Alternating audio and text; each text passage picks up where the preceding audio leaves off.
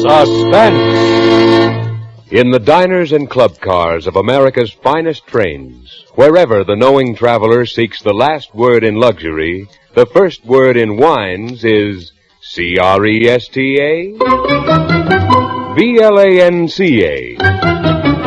Cresta, Blanca.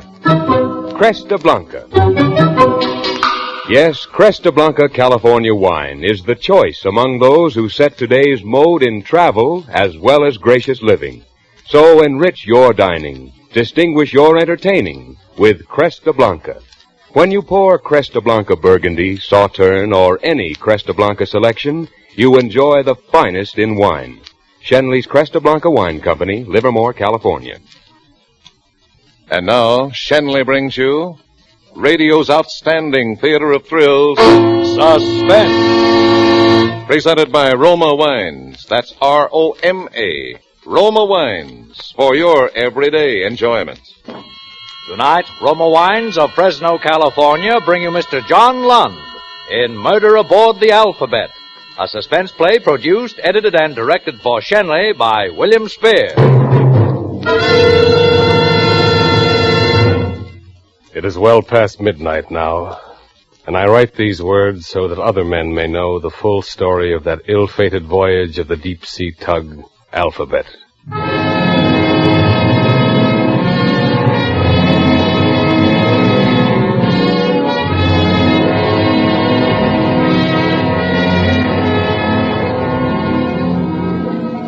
Ours was not a large vessel, but sturdily built for its task. And though it seems an age, it was only a little over 6 months ago that we sailed from Liverpool, England, bound out across the North Atlantic to deliver our ship to her new owners, a salvage firm of Boston, Massachusetts. Stand by to cast off. We put out with a reduced complement, just a handful of men, 12 in all. We were a new crew, sent on board for this journey over the deep-sea lanes. And I sailed as chief officer, under the command of Captain Godfrey Walker, second mate Harvey Goodrum, and chief engineer Alec McTavish being the other members of our small saloon.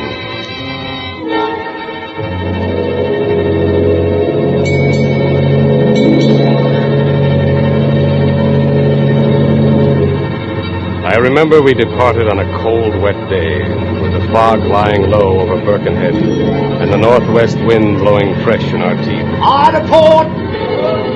As the drab gray of the Liverpool dockside dropped back into the soaking mists, I doubt if any man aboard could have foretold what lay ahead over those 3,000 miles of heaving sea. When we had cleared the lightship, I went into the wheelhouse, where Captain Walker searched the channel ahead, his deep black eyes staring out from under his shaggy eyebrows. I saw him, his huge frame bundled in a salt-stained greatcoat.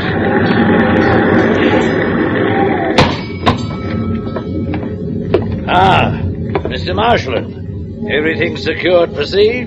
Yes, sir. Everything on deck is lashed down as tight as a whistle. Good, good. We may get a dirty crossing this time of the year. Oh, she'll be uncomfortable, sir. When it comes to ships, I'm used to something a little bigger. You're on no 10,000-tonner now, mister. If we hit it heavy, there'll be many a man on board who'll wish he'd never left the dockside. Oh, I think the crew can take it, sir. Well, maybe, mister, maybe. A few days out and we'll see. Keep it to a course, quartermaster. All right, Mr. Marshland, you can take her now. Very good, sir. Your course is south 70 west. South 70 west, sir. See these helmsmen, keep her on the course. I'll be back in my cabin if you want. Aye, aye, sir.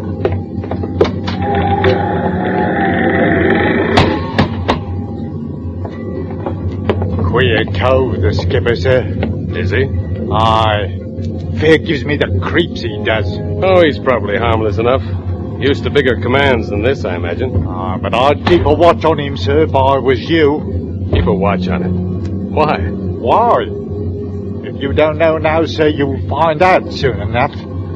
South 70 west. Check your course. South 70 west it is, sir.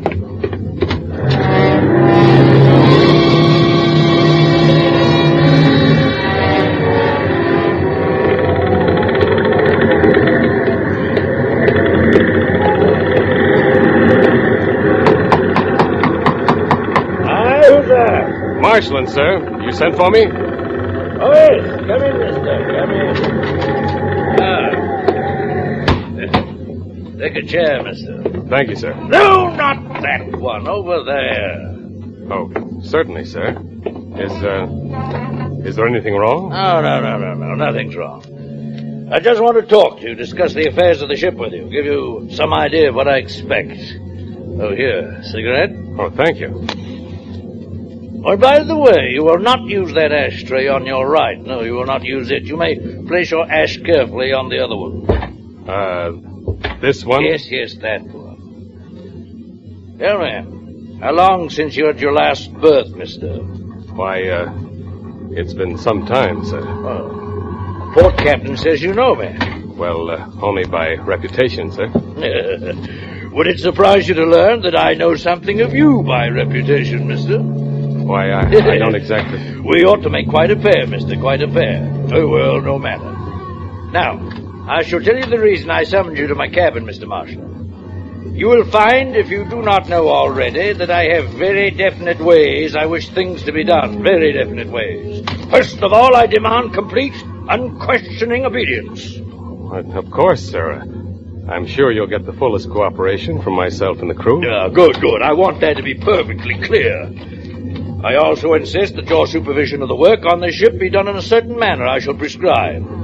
All items of work will be carried out in alphabetical order. Alphabetical order, sir? Precisely. Starting with A and carrying through to Z. I'm afraid I don't understand, sir. I think my meaning is perfectly clear. If the hands are painting ship, they will start with the alleyways and all other items beginning with A. Then the bulkheads, then the decks, and so forth. You understand me now, mister? Oh, yes, sir. I think I understand. But I'm afraid I don't quite see your reason. Mr. Marshall! My reasons are not to be questioned. You will remember, while I'm in command of this vessel, I hold the power of life and death.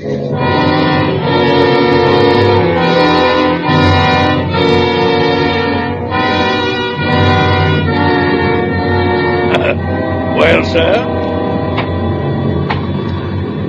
He was sitting across from me on the small settee of his cabin, his massive face half hidden in the shadows, his eyes piercing into mine. In the nearness of him, I could see the bloodshot veins like thin red tracings against the white. The man was mad. Higgins was right.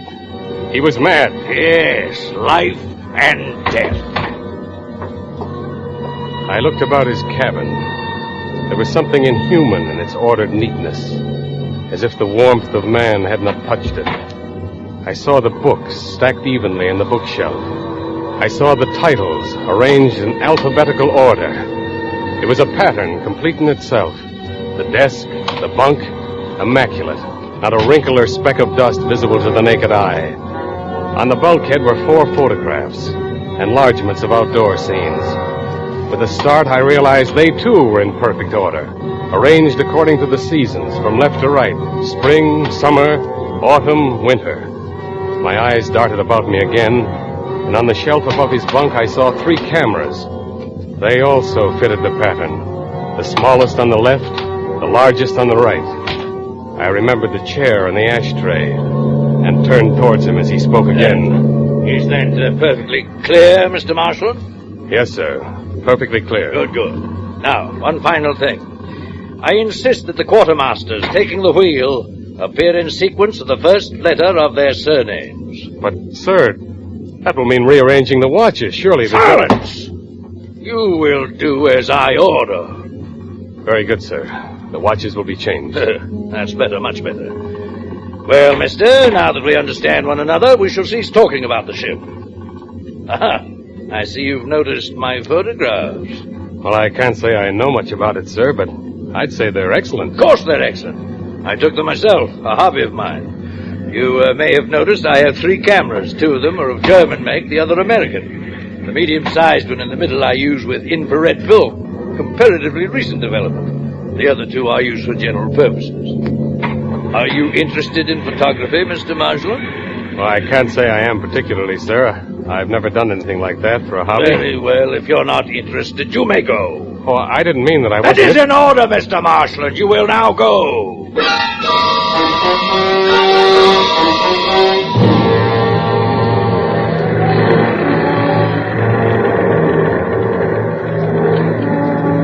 I left him then and stumbled into the cold darkness outside, the thoughts tumbling unendingly through my head as I made my way to my cabin. We were pushing our way over the restless waters of the North Atlantic with a madman in command.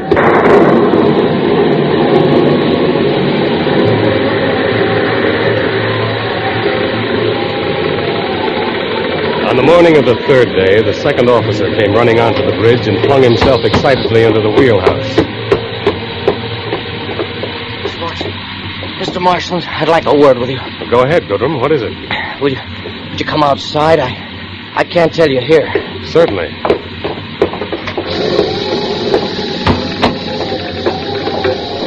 Now, what in the world is the matter with you? It's the wireless operator, sir. Abercrombie. He's gone. You mean he's disappeared? Off the ship? Disappeared? Maybe. But I wouldn't wonder if there was a better name for it than that, sir. What do you mean? I mean, murder.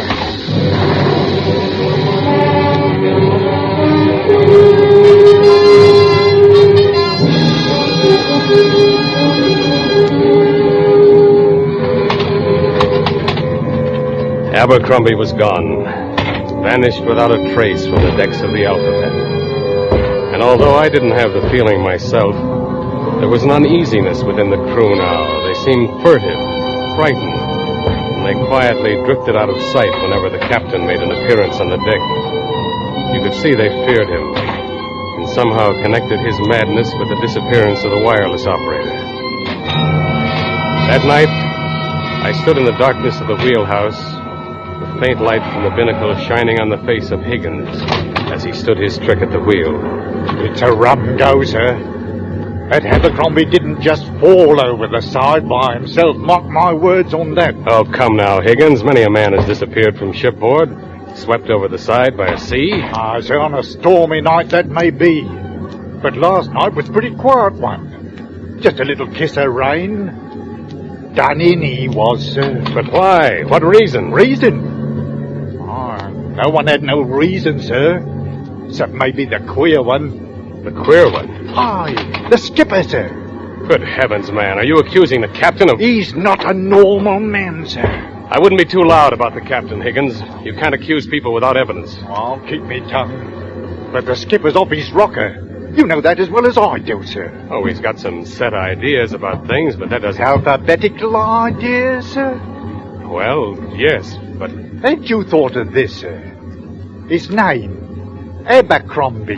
What of it? Beginning with a hay. The first letter of the alphabet. Abercrombie was the first. But he won't be the last, sir. He won't be the last.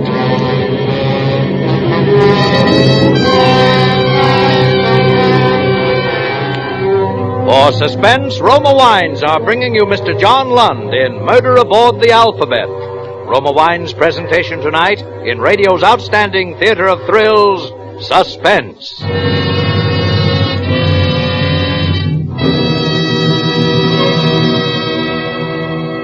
Suspense, radio's outstanding theater of thrills, is being brought to you by Roma. That's R-O-M-A. Roma Wines, America's largest selling wines. When it's 90 in the shade and there's no shade, that's the time to enjoy tall, tinkling glasses of ice-cold Roma wine and soda. Yes, treat your family and friends to the thirst-quenching goodness of Roma wine and soda. So simple. Half-fill tall glasses with any Roma wine, such as robust Roma Burgundy or delicate Roma Sauterne. Fill up with cracked ice and soda, sweeten to taste. Then take a long, cooling sip and smile. You'll discover why Roma wine and soda is so cool to come home to, especially when the weatherman says warmer. And remember, for better taste, always enjoy Roma wines. That's R-O-M-A, Roma Wines, the greatest name in wines. And now, Roma Wines bring back to our Hollywood soundstage John Lund as First Mate Marshland, and Joseph Kearns as Captain Walker in Murder Aboard the Alphabet. A play well calculated to keep you in suspense.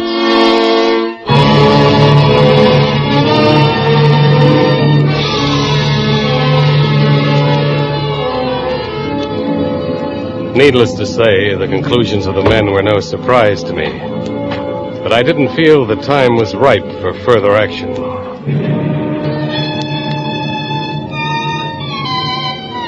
On the evening of the following day, the barometer started dropping, and next morning saw the low gray clouds scudding swiftly before the wind, and the Alphabet laboring heavily in the rising sea. It was at 8 bells of the morning watch, the 6th day at sea.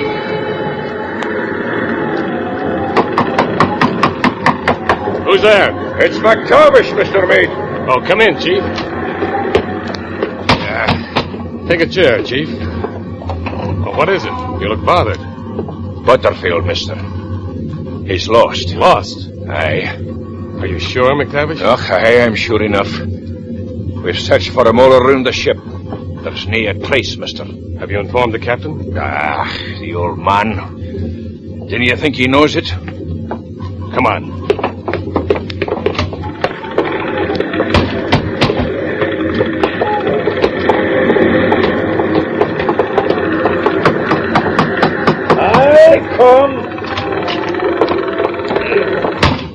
Well, mister? There's another man gone, sir. Butterfield. Butterfield, eh? Aye, sir. How long have you known this, Mr. Marshland? The chief engineer informed me only a few moments ago, sir. Are you sure of this, Mr. McTavish? Aye, I'm sure. There's nae a trace of him anywhere aboard the ship. Very well, Mr. McTavish, you may go. I wish to speak to the chief officer alone. What about Butterfield, sir? Go, Mr. McTavish, that's an order! Aye, sir. I'll be off. Well, Mr. Marshland? I'm afraid this is beyond me, sir. No, I'm not referring to the engineer, mister. He's obviously disappeared. There's nothing we can do about it. Well, why are you standing? Why don't you sit down? Well, but thank you, sir. Yes, it's Thursday. You may sit in the armchair. Thank you. Well, what do you think of my ship now? You still find it uncomfortable? Oh, no, sir. I like her very well. I thought a long time before I shipped aboard. Oh, you did, eh, mister, huh? Well, she's small, but then any ship's a ship, eh? I'd like something a little more, but then the sea is the lady that counts. Am I right? That's right, sir. You love her. You love her very much, don't you, Marshland? I do. Yes, I do. You're young, but you love her more than anything? More than anything. More than is natural? Captain. And now you're seated. Would you like to inspect my cameras and tell me what you think of them? Well, I'm afraid I don't know a great deal about that sort of thing, sir. So, you know nothing about them? Good, you may leave my cabin. Certainly, sir. I shall look into the Butterfield matter. He's left the ship, mister. You're only wasting your time. Now go.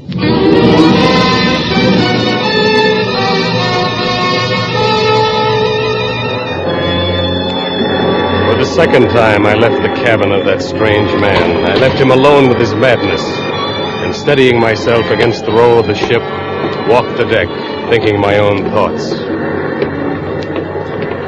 It was that night that Higgins came to me in my cabin. I bade him enter, and he settled his wizened body down upon my armchair. I was lying in my bunk, watching him as he sat there, awkwardly twisting his cap in his hands. It's an unusual request I have, sir. Now, I hope I can speak in confidence, like. Go on, Higgins. Whatever you have to say will be just between the two of us. But, sir, we think the skipper should be put away, sir. Put away? What do you mean? Locked up, sir, where he can't harm us. You know that's mutiny. It's mutiny, but Mr. Marshland, he'll murder us all. Abercrombie, Butterfield. He'll go clear on down the alphabet if we don't stop him. There's no proof. Well, the lads are sure enough. Are they? Just give us the word, sir, and we'll help you. We'll put him away. Very well, Higgins. Keep it among yourselves, but you can tell the men this. If there's any more trouble, I'll take matters into my own hands. You can rest assured of it. Thank you, sir. It may be mutiny, but there ain't a court in the world as ever would convict you, ain't it? No. No, Higgins, I don't think there is.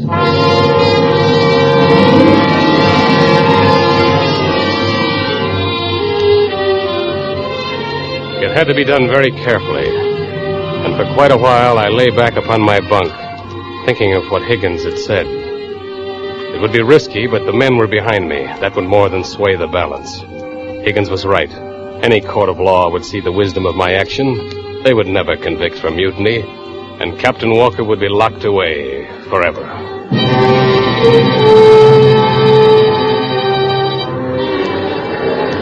We continued on our way, and in the howl of the wind and the long seas, you could sense the cold hand of fear that had settled over the alphabet. By the evening of the 7th day, we stood well out on our great circle track, more than halfway between Liverpool and Boston. We plunged through dirty seas, rising to each crest and falling to the trough below, with the water curling green over the flare of our bluff bows. But we made fair time, and the knot slipped steadily astern.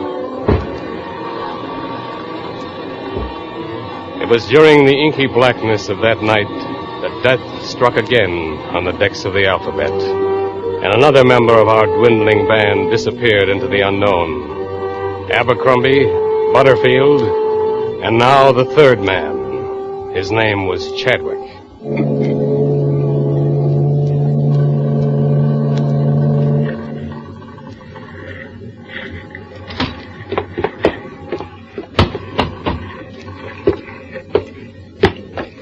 Who's that? Oh, good evening, sir. Dirty weather, sir. Well, I'll be getting below, sir. Would you please let me by? I want to go below. No!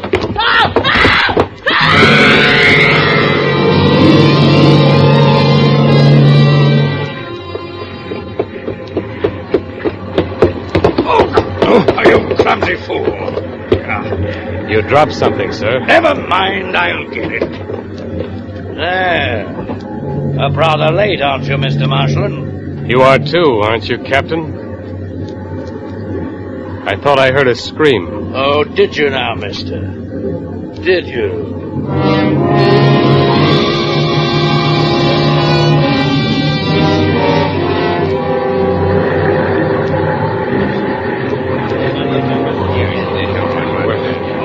We're all here, sir. You all know why you're here.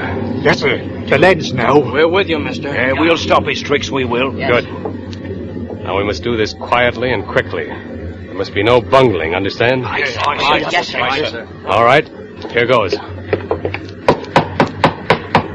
Yes? Captain Walker, will you come on deck a minute?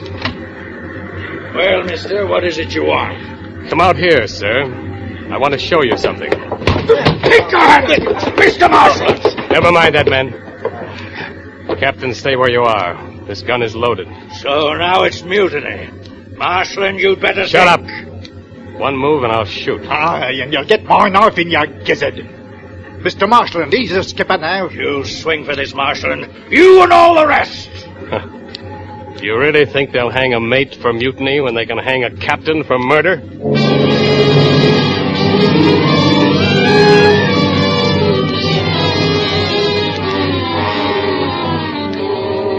We sailed into Boston Harbor with Captain Walker lashed securely to a chair in his cabin.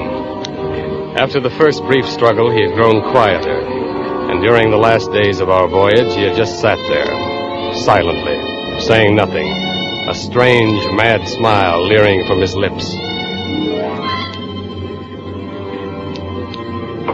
We arrived in Boston late in the afternoon, and as we sailed up the harbor, we hoisted the international signal calling for the harbor police. After we had docked alongside, I went up to his cabin to ensure that all was in readiness for the arrival of the police. And as I stood over him, bound there in his chair, his eyes seemed to mock me, his smile taunting me. So, Mr. Marshland, this is to be the success of your little plan, eh? I have nothing to say to you, Captain. The police will be aboard at any moment. You think I'm mad, don't you? Well, maybe I am. But you've bungled it badly, mister. You've bungled it very badly. Have I? Who's that? Police! Police! Come in, come in. Officer, this man is... Yes, you've bungled it, Mr. Marshall. Why weren't you content to let me be with my madness, as I was content to let you be with yours? Oh, we'd have made quite a pair, as I told you, if you hadn't bungled it. What are you talking about? Oh, I know all about you, mister. Under a bit of a cloud, eh? Haven't shipped for quite a while. Not the first vessel you've been on where men have disappeared in the black of the night, eh? Oh, but I wouldn't have cared. No, I liked your methods, businesslike. By the letters, by the alphabet. You are mad. Take him away, officer. Yes, mad, quite. But you should have taken more interest in my photography, mister. My infrared film, for instance. You can take pictures on the darkest night. Would I have one, mister? An excellent likeness. A likeness? Of you, mister. The night you pushed Chadwick over the side.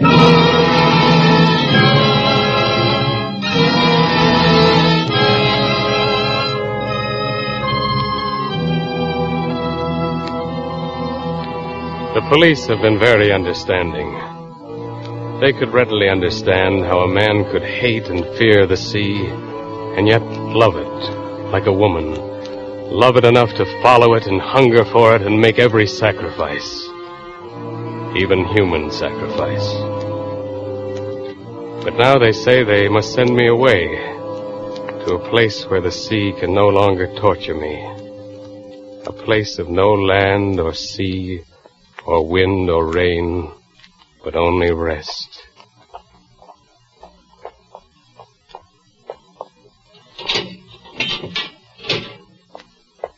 This time, my son, can you pray? Yes, to the sea. Only to the sea.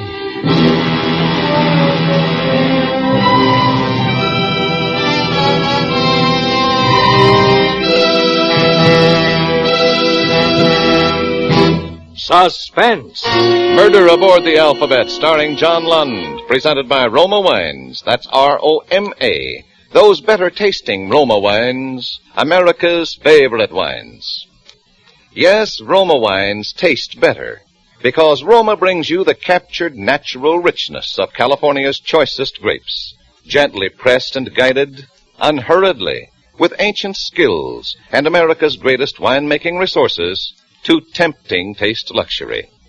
These better tasting Roma wines are placed with mellow Roma wines of years before, and from these, the world's greatest wine reserves, Roma later selects for your enjoyment. This weekend, share with your friends the hospitality of delicious Roma California wine. Before dinner, serve nut-like Roma sherry. After dinner, enjoy rich, fruity Roma port. Yes, the better taste of choice Roma wines tells you why Roma, that's R-O-M-A, Roma wines, are enjoyed by more Americans than any other wines. John Lund will soon be seen in Paramount's 36-star production, Variety Girl. Tonight's suspense play was by Charles Turrell. Next Thursday, same time, you will hear Lloyd Nolan as star of Suspense. Produced and directed by William Spear for the Roma Wine Company of Fresno, California.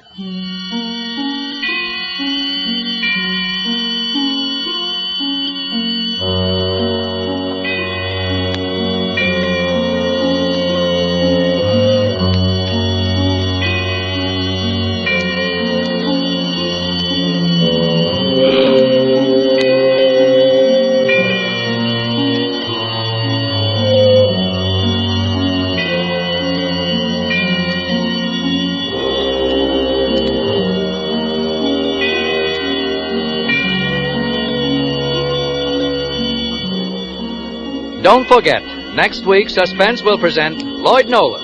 The following week, Edmund O'Brien. Make it a point to listen each Thursday to Suspense, radio's outstanding theater of thrills.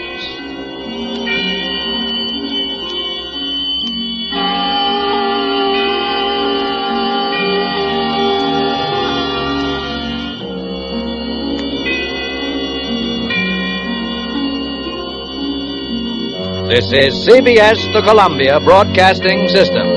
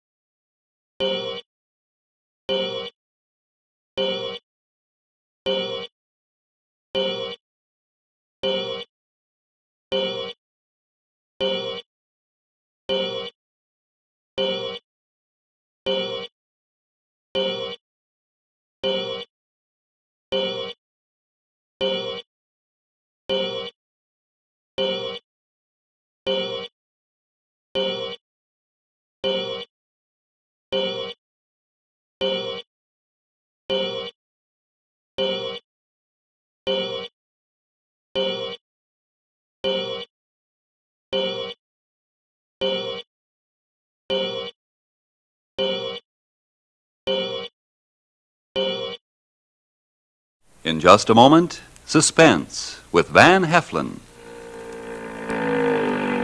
Hi, Mr. Martin. Hello, Frank. What are you doing out here? I've been fishing, and not for Autolite customers this time, Ab. Autolite customer? No, I don't think you'll find many cars in the middle of the bay. Autolite resistor spark plugs either. No cars, but there's plenty of Autolite in powerboats.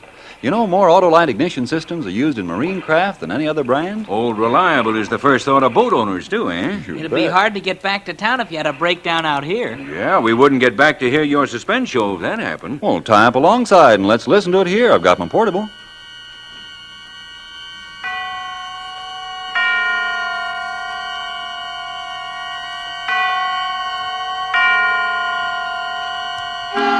Suspense.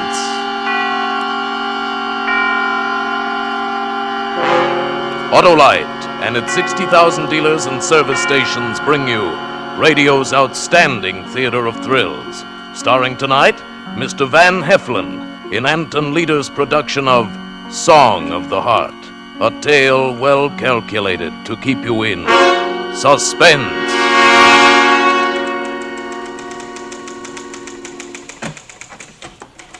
Well, you explain all that to the officer in the car, ma'am. Thank you. Yeah? Can I help you? Please. What? I have a confession to make. A confession? Please, are you the officer that I'd tell it to? Well, do, I guess. My name is Neil Wilson. I live with Aunt Alice at 265 West 19th Street. All right. So? Last night, I guess it was early this morning, I killed Tante Alice. Mike, Yes? you better get this. All right. Go on. You killed your, Tante Alice? Yes. How? I took a pillow and smothered. Go on. Could I tell you about it? I mean, all about it? Sure.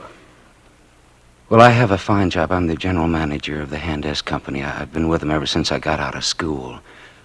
I'm an orphan. I live with my aunt, with Tante Alice. You live with your aunt? Yes, I don't remember my parents. They died when I was just a little boy in an accident. Tante Alice brought me up. She was like my own mother. Why did you kill her? I guess I should start when I met Muriel Jones. That was only last Sunday at the annual company picnic. It was the first time I'd ever been to one. Usually I spent Sunday afternoons with Tante Alice.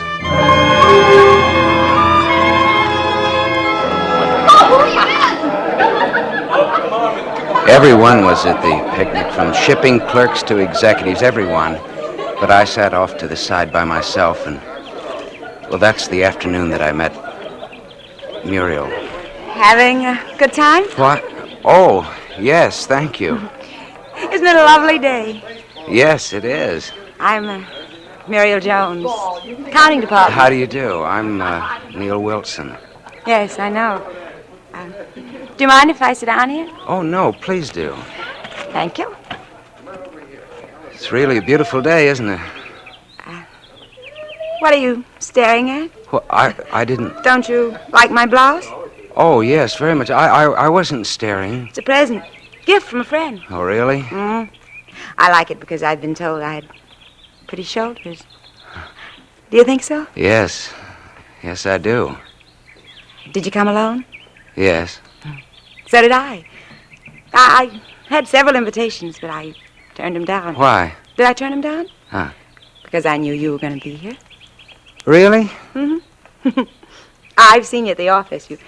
You always look so strict. I wanted to meet you and see if you were. Well, I'm flattered. You should be. Most of the time, all the men chase after me. This is the first time I ever did anything like this. Got a cigarette? Oh, yes, I'm sorry. Here you are. Thanks. Match? Yeah. Thanks. Don't you smoke? Well, not just now, thank you. Would you like to take me home? Well, yes, I would. Should we go now? All right. Aren't you going to help me up? Oh, yes, I'm sorry. Why, Mr. Wilson, how strong you... You smell of sunshine. What a pretty speech. Do you always kiss young ladies when you first meet them? I never have before. Never met a young lady like me before, have you? No, I haven't. Don't kiss me anymore here. Take me home.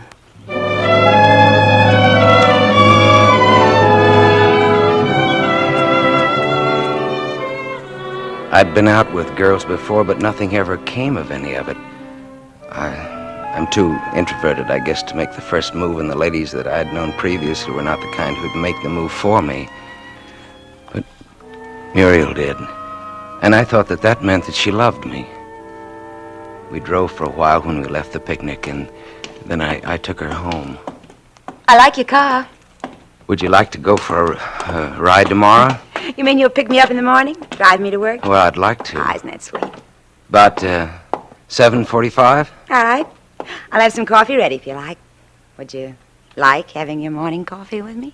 Oh, I'm afraid I couldn't. Thanks a lot, though. That'll be all right. My girlfriend lives here with me. Oh, no, it's not that. I mean, I always have breakfast with Tante Alice. Who? My Aunt Alice. I call her Tante. That means aunt. Oh. Isn't this silly? We're standing out here like we didn't have a place to go. Won't you come in for a few minutes? Well, I'd like to. That's good. I know you'll excuse the looks of the house. I left this morning before I had a chance to straighten things up. You just sit down there. Okay. Here, I'll put these things in the other room. Is there anything I can get you? No, thanks. It's very comfortable. That's good. This is nice. You're beautiful. Thank you. Just for saying nice things like that. Muriel. Muriel, What? I've never known anyone like you. You're just saying that. No, that's true. Do you believe in love at first sight? Yes? So do I. I knew a girl and a fellow once who got married 3 days after they met. That was love at first sight, wasn't it? Yes, I'm sure it was. Is that the way you feel about me? Yes, it is. I knew the first time I saw you it would be like this, didn't you? I hoped it would be. Give me a kiss. Will you marry me? I'm Mr. Wilson, how sudden. No, will you marry me? I should be delighted.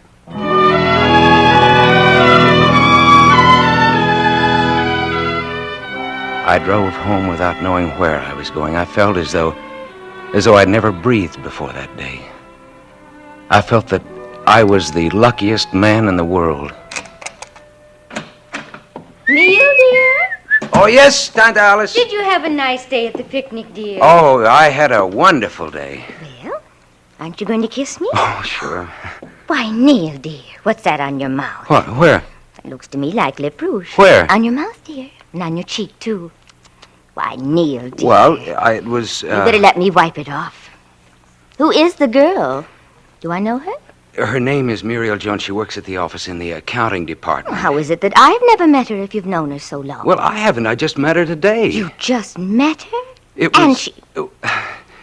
Well, Tante Alice, it was love at first sight. Was it, dear? Yes, we're going to be married. When, dear? Well, pretty soon, I think. Am I going to meet her? Yes, I'll bring her here to dinner tomorrow night. All right, dear, all right. We'll have a nice dinner for her. Well, you'll like her, Tante Alice. She's a wonderful girl. I'm sure she is, dear, I'm sure. You better get some sleep now. Tomorrow is a work day, you know. Is there something special you'd like for breakfast? I won't be having breakfast here in the morning, Tante Alice. Muriel's fixing coffee for me at her house. Just coffee? Well, that's not enough breakfast for a man with a day's work to do. Oh, coffee's plenty. But you've never had just coffee for breakfast, Neil, dear. No, it's enough. Thanks anyway. All right. All right, then. I'll just have a little fruit juice here for you before you leave. No, never mind, Tante Alice. You can sleep in the morning. I'm having breakfast with Muriel.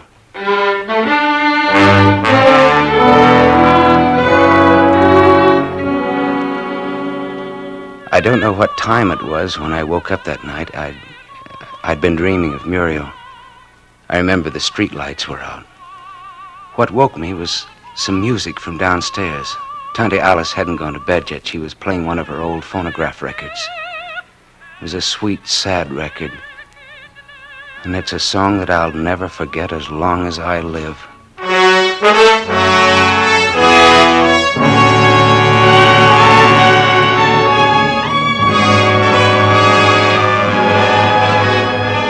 For Suspense, Autolite is bringing you Mr. Van Heflin in radio's outstanding theater of thrills, Suspense.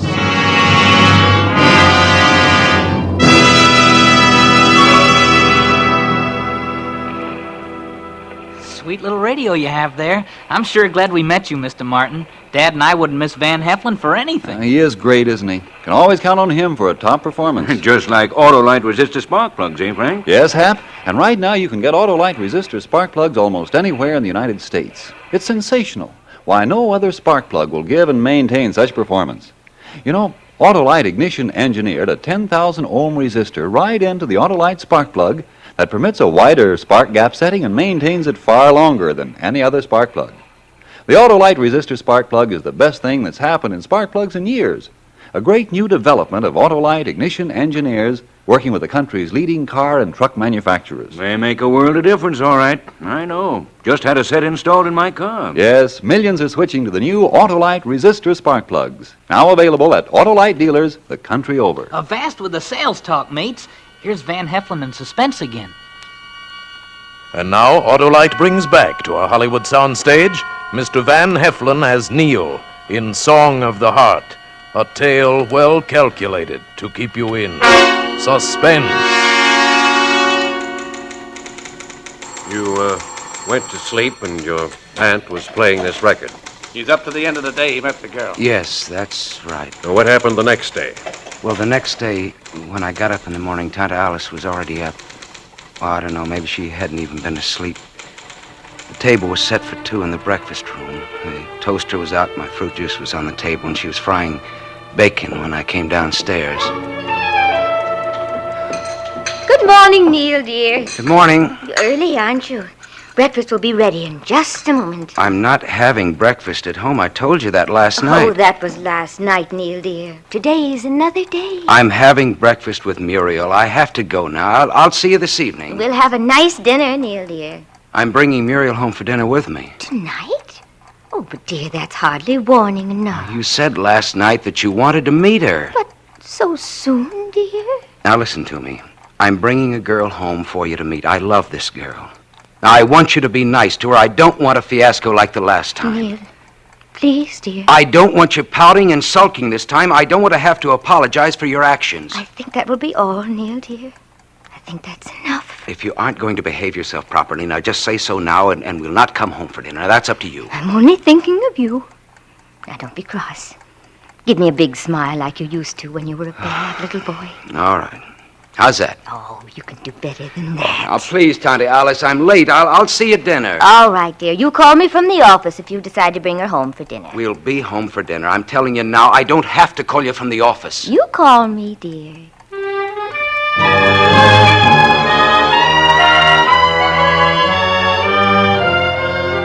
You see, the last time I'd tried to bring a girl home, Tante Alice had acted just the same way. She'd behaved so badly that I'd never done it again. That had been after the junior class party at high school. It's 13 years ago, and I'd never done it again. I waited for Muriel after work that evening, and we drove toward my home together. hold your head still so I can kiss you. Let's get married tomorrow. Why, Mr. Wilson, how sudden. No, really. Well, what about your Aunt Alice? What about her? She won't be angry at me, stealing you away from Why her? should she be? Well, the way she's hung on to you. For instance, why doesn't she live by herself? Well, I don't know. We've been together so long, I guess. Sure, but after all, she's only your aunt. You've got a life of your own to lead. She's got enough money to live by herself. Oh, it's not money. She's quite wealthy. How did you know she had money? Oh, I heard someone at the office talk about it. Oh. Look, incidentally, Aunt Alice might act a little strangely when I bring you in the house. Just don't pay any attention to her. If she tries to do anything or say anything to upset you, promise me that now. Huh? I promise you. I can understand her being upset at someone taking you away from her, though. After all, takes one to know one.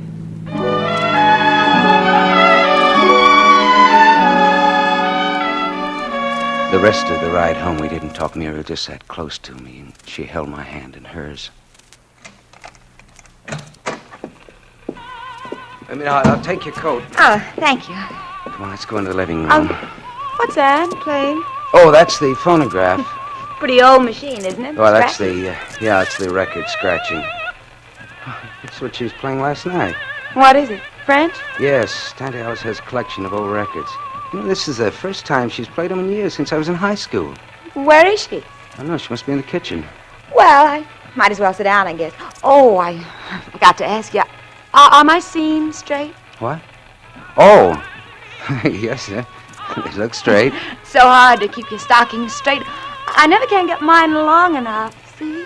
Well, What? good evening, working people. Oh, good evening, Tante Alice. And this must be Mabel. No, it's Muriel. Muriel, this is my aunt, Miss Alice Tremble. Tante Alice, this is Muriel, Miss Muriel Jones. How do you do? Oh, please sit down. Dinner will be ready soon. Is the phonograph too loud? I was just playing some old records. Yes, it is a little loud, Tante Alice. Oh, that's better. Is there anything I can do to help? No, that's all right, dear. Just last-minute things like the gravy. I'll do them in a bit. I'll just sit here with you two young people for a while. Oh, my, I've had a day. Preparing to meet Neil's latest young lady. He always does this to me. Calls suddenly in the middle of the afternoon and says, I'm bringing a young lady home for dinner. Why do you Most say of me it? wants to marry, as though he thinks.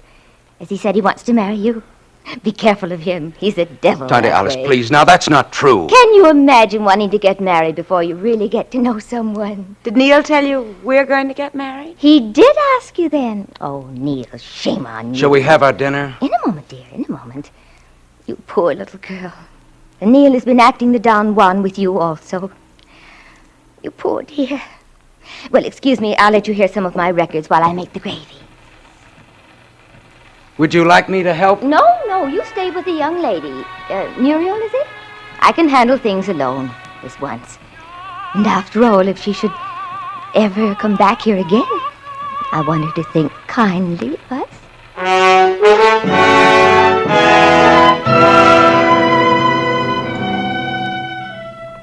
Wasn't that a nice dinner?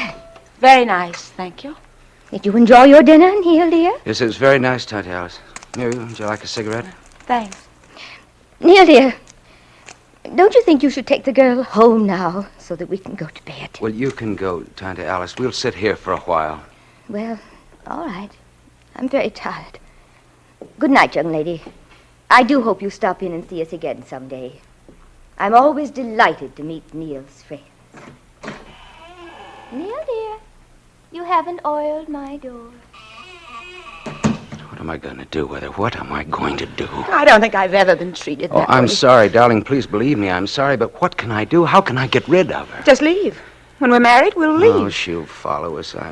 I'm all she has in the world. I wish she were dead. Neil. No, I wish she were dead. What good is she to anyone? Hanging on for dear life to me, holding me, afraid that I'll go out on my own and have my own life and that she'll have no part of it. Oh, sure, she's been good to me and she's worked for me, but I've been good to her, too, and I've helped her. We'll go away together. She won't follow us. Have you enough money? Well, I think so. Yes, I have enough. And then there's always her money. She has it lying all over the house. She doesn't believe in banks. Well, you could take some of that. I think that's fair. Yeah. Oh, listen, we better be quiet. She'll hear us. Well, I'll turn the phonograph on, then she won't. You're right, Bill. About what? What use is she? She has money which she doesn't need. She's unhappy living alone. Would kill her to live alone, and yet... I hate to say this, dear. I won't live in the same house with her. No, I don't blame you. I was thinking there are a lot of people whose time's finished. Yeah. You know, that they've done all they're good for. I read once where Eskimos put their aged people on ice floes and push them out into the ocean. No ceremony, no sorrow, just that it's the end of their time of usefulness, and that's that. Neil. You know, it would be doing her a favor. She wouldn't know. Well, you did say she wouldn't live long without you, Neil. That she'd probably die of loneliness. She's never been alone. And if she is going to follow us, like you said, then I'm sorry I can't marry you, Neil. And that's hard for me to say because I love you. I don't think I've ever been in love before. Never before you. I need you, Muriel, very badly. I think that we should have the opportunity to make good with our lives. Sure we should. But how? As gently as possible. Yes. You know, I think... What? Well, after she's asleep tonight, just put a pillow over her face. No one will ever know. It would be doing her a favor, Neil. Look, they couldn't tell. I mean, they... How could they? Well, she's old. She's smothered in her sleep. Yeah, that's right. And we could use her money to go away. After all, she won't need it. That's true enough. It's here in the house? Well, all of it that's in cash, $5,000 or something. Muriel, look, you do love me now, don't you? You know I do. Kiss me. What was that? Oh, Tante Alice. Yes, Neil, dear. I was listening to the record playing. I'm so glad you children enjoy it. Isn't it a lovely song? You know what it means? No, I don't. Turn it off, please, Neil, dear. It's all right. Oh, I feel so odd tonight. I think I should like to tell you a story before I go to sleep. Would the girl mind? Go ahead. That record tells a story about a boy and his mother. The boy lived at home with his mother, and the boy met a girl, and the mother didn't like the girl and warned the boy away from her. But the girl used all her wiles on the boy, and the boy turned against his mother. And the girl told him that proof of his love for her would be that he killed his mother. And proof of the killing would be that he brought the girl his mother's heart. And so the poor boy killed his mother and took her heart to bring it to the girl. And on the way, he stumbled and fell, and the heart escaped his hands. And before he could get to his feet again, or even see if he was injured from the fall, the heart spoke, and the heart said to him, "Are you hurt, my son?" I cried when I heard that song the first time. Such a sad... You'd better go to sleep now. It's late. Good night, Neil, dear. Sleep well. Sleep well.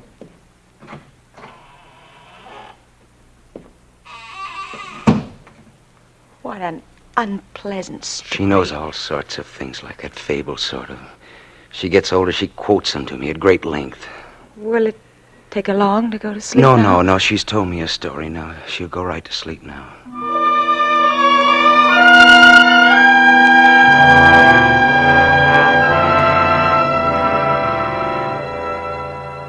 We sat there and waited, not saying anything, not touching one another, just waiting.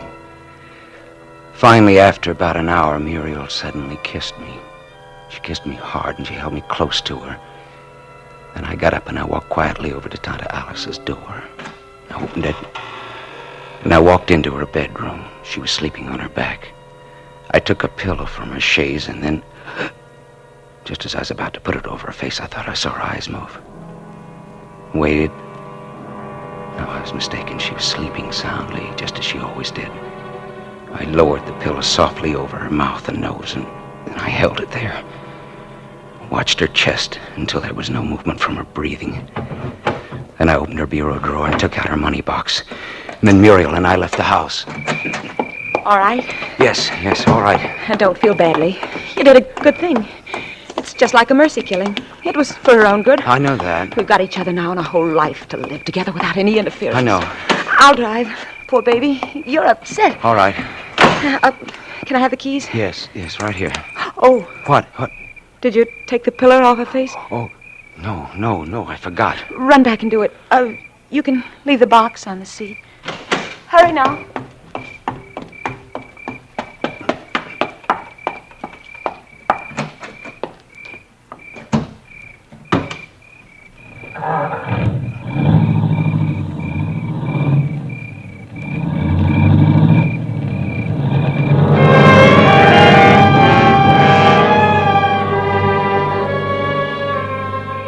I heard the car leave, and I knew what it meant.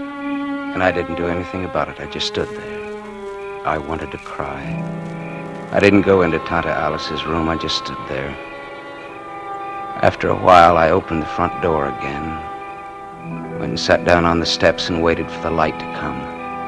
And all night long, I heard the record playing in my brain, and I heard Tante Alice sing, and the heart spoke, and the heart said to him, "Are you hurt, my son?"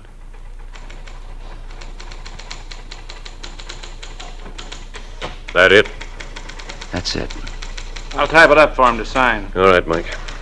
She's driving my car, but I don't care. I mean, if you want to catch her, she's driving my car. We'll catch her. What do I do now? You come with me. Funny you're coming in here this morning. Although, of course, we'd have had a routine investigation anyway. Because the pillow was still on her face? Well, yeah. Although she might have had a heart attack, or the pillow might have smothered her without her knowing it. Most accidental deaths are pretty strange. Much stranger than the planned ones.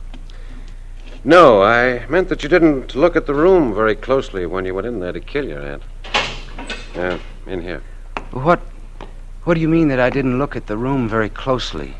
Your aunt was a pretty smart cookie, and I guess she was really looking out for you, warning you with that song, anticipating what you were planning. We were over there this morning. The door was open, the prowl car spotted it, and went to see what was cooking. Must have been after you left to come down here. They found your aunt's body, but they turned in a sort of routine report. Routine? Yeah. This case looked open and shut. Because right next to the bed on her night table, in her own handwriting, your Tante Alice left a suicide note.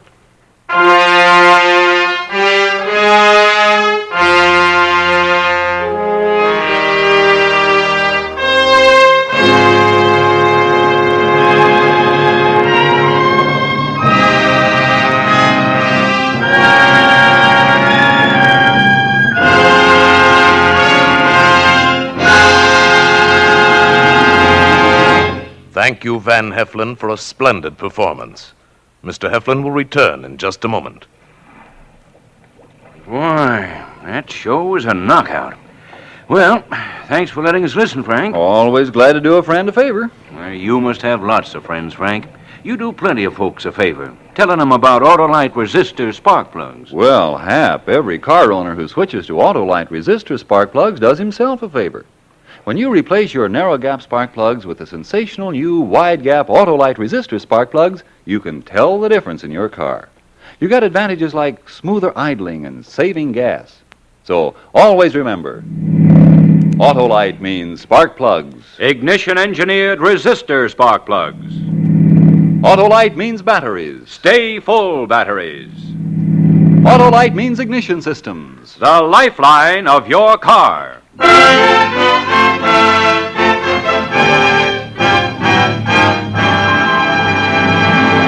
And now here again is Mr. Van Heflin. It's always a great pleasure to join Tony Leader and his fine cast of suspense actors on radio's outstanding theater of thrills. And speaking of thrills, there are plenty in store for you next week when Suspense brings you wonderful Madeleine Carroll in The Morrison Affair, another gripping study in Suspense. Mr. Van Heflin appeared by arrangement with Metro-Goldwyn-Mayer, producers of Julia Misbehaves, starring Greer Garson and Walter Pidgeon. Doreen Tuttle played the part of Tante Alice, and Betty Lou Gerson was Muriel. Tonight's suspense play was written by Elliot Lewis, with music composed by Lucien Morawick and conducted by Lud Gluskin. The entire production was under the direction of Anton M. Leader. Next Thursday, same time, you will hear Madeline Carroll in The Morrison Affair.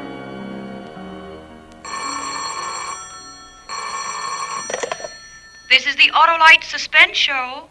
Go slow. Death and danger travel in fast company. Good night. Switch to Autolite. This is CBS, where 99 million people gather every week, the Columbia Broadcasting System.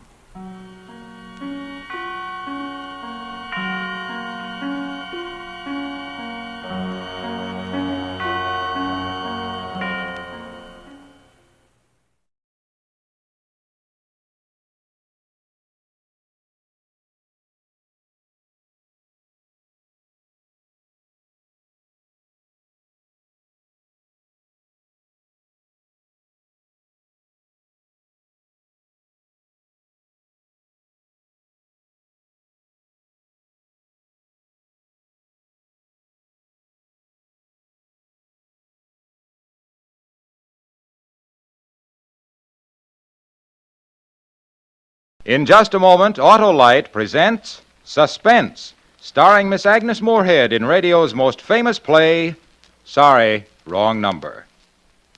Say, Harlow, have you seen State's football team? They're terrific. Speaking of terrific teams, Hap, my friend, the one that ignition engineered those Autolite resistor spark plugs is tops. You know, the Autolite people got together with many of the nation's leading car and truck manufacturers, and they ignition engineered a 10,000 ohm resistor right into the Autolite spark plug that permits a wider spark gap setting and maintains it far longer than was ever possible before. You know what that means to your car? Smooth. That's the word for State's football team. Smooth. Right you are, smooth. Thanks to the wide gap, Autolite resistor spark plugs help your engine idle smooth as silk.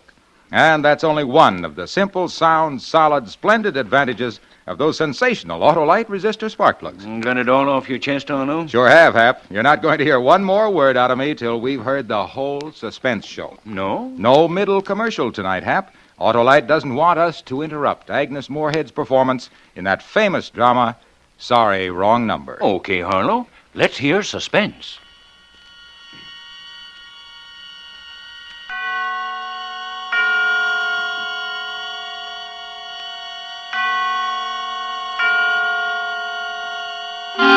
Suspense.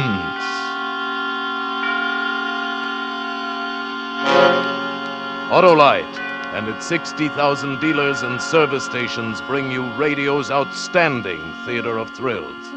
Starring tonight, Miss Agnes Moorehead in Anton Leader's production of Lucille Fletcher's famous suspense play, Sorry, Wrong Number.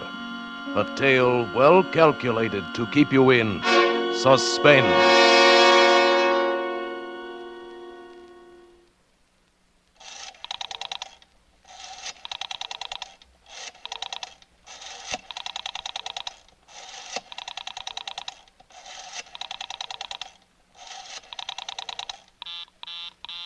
Oh, dear.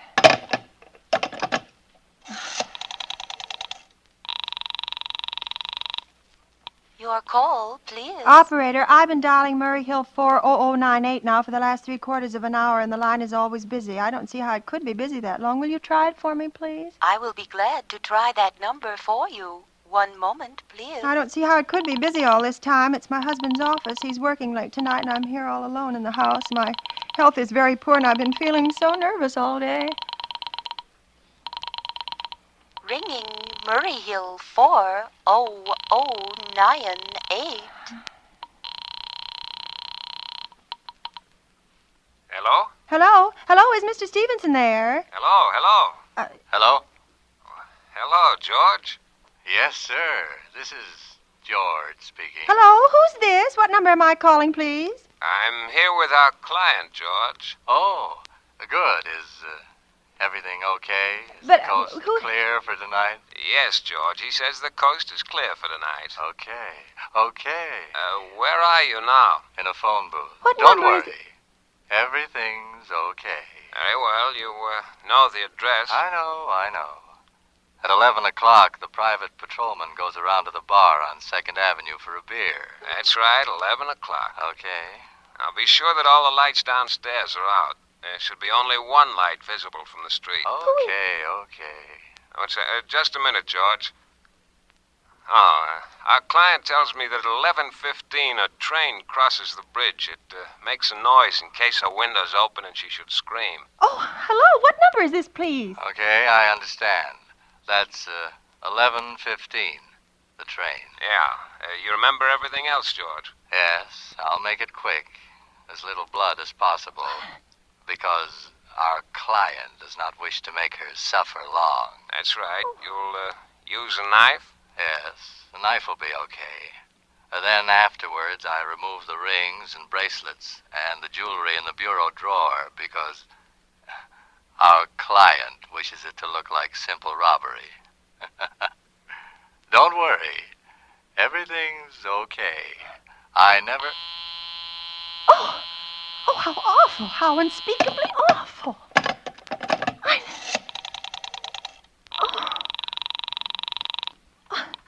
Your call, Operator, I've just been cut off. I'm sorry. What number were you calling? Why, it was supposed to be Murray Hill 40098, but it wasn't. Some wires must have got crossed. I was cut into a wrong number, and I've just heard the most dreadful thing, something about a murder. And, Operator, you simply got to retrace that call at once. I beg your pardon.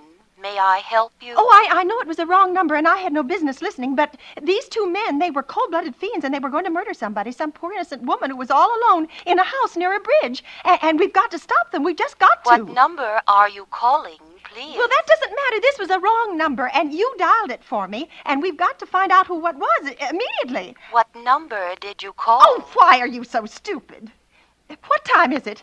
Do you mean to tell me you can't find out what that number was just now? I'll connect you with the chief operator. Oh, I think it's perfectly shameful. Now, look, it was obviously a case of some little slip of the finger. I told you to try Murray Hill 40098 for me, and you dialed it, but your finger must have slipped, and I was connected with some other number. And I could hear them, but they couldn't hear me. Now, I simply fail to see why you couldn't make that same mistake again, on purpose. Why you couldn't try to dial Murray Hill 40098 in the same sort of careless way. Murray Hill 40098.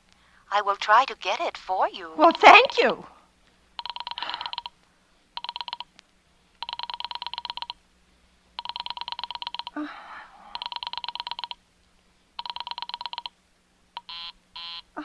I am sorry. Murray Hill 40098 is busy. I will call you in 20 Operator! Operator! Your call, please. You didn't try to get that wrong number at all. I asked you explicitly, and all you did was dial correctly. I am sorry. What number are you calling? Well, can't you for once forget what number I'm calling and do something for me? Now, I want to trace that call. It's my civic duty, and it's your civic duty to trace that call and apprehend those dangerous killers. And if you don't... I will connect you with the chief operator. Well, please. All this talk can't make anyone understand. He's much time. This is the chief operator. Chief operator, I want you to trace a call, a telephone call, immediately. I don't know where it came from or who was making it, but it's absolutely necessary that it be tracked down because it was about a murder that someone's planning. A terrible, cold-blooded murder of a poor, innocent woman tonight at 11:15. I see. Well, can you trace it for me? Can you track down those men? I am not certain. It depends. Depends on what? It depends on whether the call is still going on. Well, if it's a live call, we can trace it on the equipment. Well, if it has been disconnected, we cannot. Disconnected? If the parties have stopped talking to each other. Oh, but of course they must have stopped talking to each other by now. That was at least 5 minutes ago, and they didn't sound like the type who would make a long call. Well, I can try tracing it. May I have your name, please? Mrs. Stevenson, Mrs. Elbert Stevenson. But listen. And your telephone number, please. Plaza 32099. But if you go on wasting all this time... Why do you want this call traced, please? Why? Oh, well, no reason. I mean, I merely felt very strongly that something ought to be done about it. These men sounded like killers. They're dangerous. They're going to murder this woman at 11:15 tonight, and I thought the police ought to know. Have you reported this to the police? Well, no, not yet. You want this call checked purely as a private individual? Yes, but meanwhile... I am sorry, Mrs. Stevenson, but I am afraid we couldn't make this check for you and trace the call just on your say-so as a private individual. But we will have to have something more official. Oh, for heaven's sake. You mean to tell me I can't report that there's going to be a murder without getting tied up in all this red tape? Why, it's perfectly idiotic. Well, all right, I'll call the police. Thank you. I am sure that would be the best way.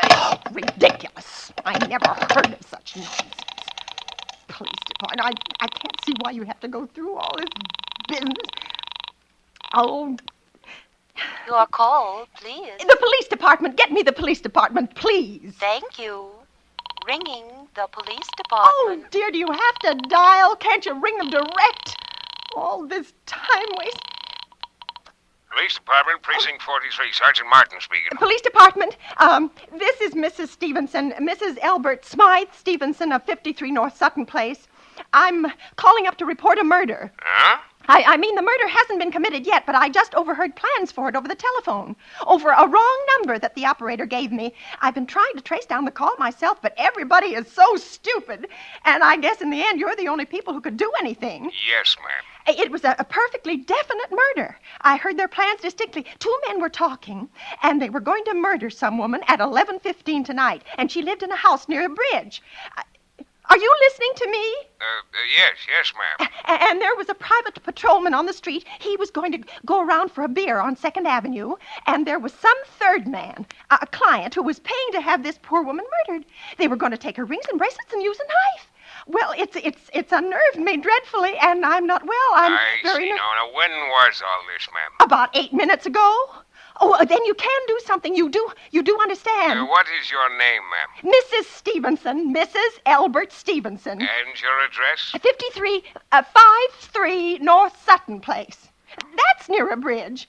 The Queensboro Bridge, you know, and we have a private patrol in our street. And 2nd Avenue is the next street. And what was that number you were calling? Murray Hill 40098. But that wasn't the number I overheard.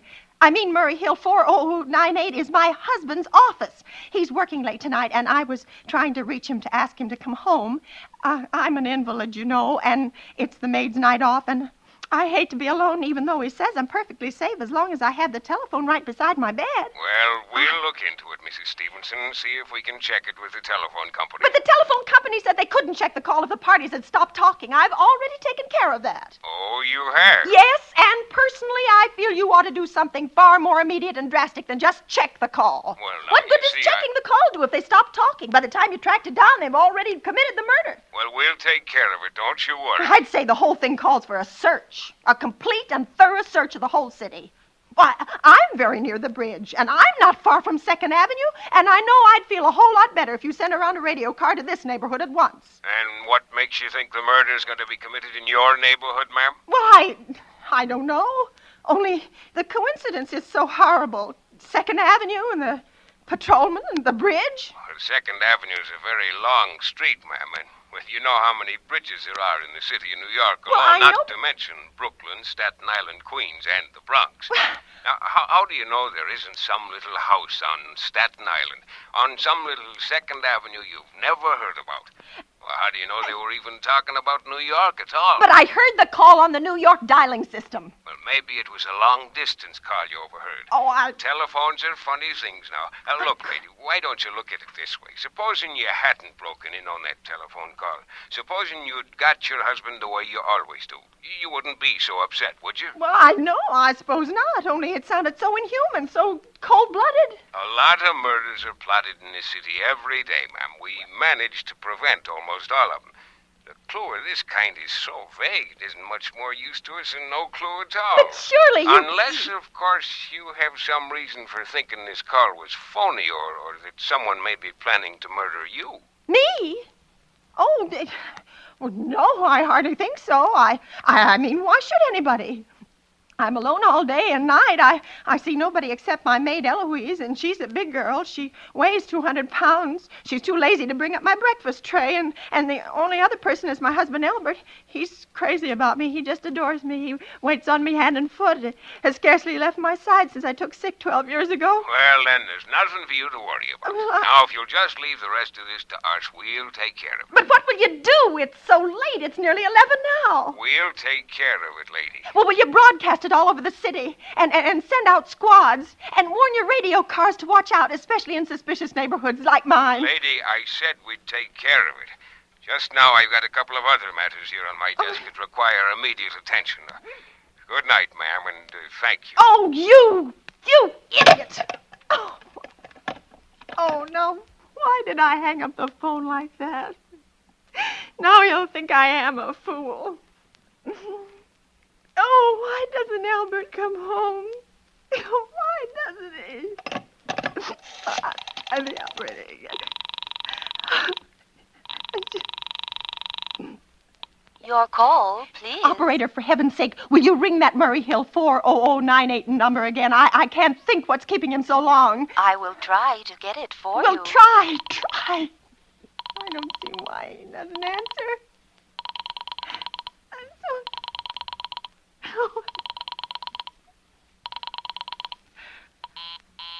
I am sorry. Murray Hill 40098 is busy. I will call you. I can hear it. You don't have to tell me. I know it's busy. Oh, if I could only get out of this bed for a little while. If I could get a breath of fresh air and just lean out of the window and see the street. Hello, Albert? Hello? Hello? Hello? Oh, what's the matter with this phone? Hello? Hello? Hello? Hello? Oh, for heaven's sake, who is this? Hello? Hello? Hello? Who's trying to call me? What are they trying to do to me? Oh. Your call, please. Hello, operator. I don't know what's the matter with this phone tonight, but it's positively driving me crazy.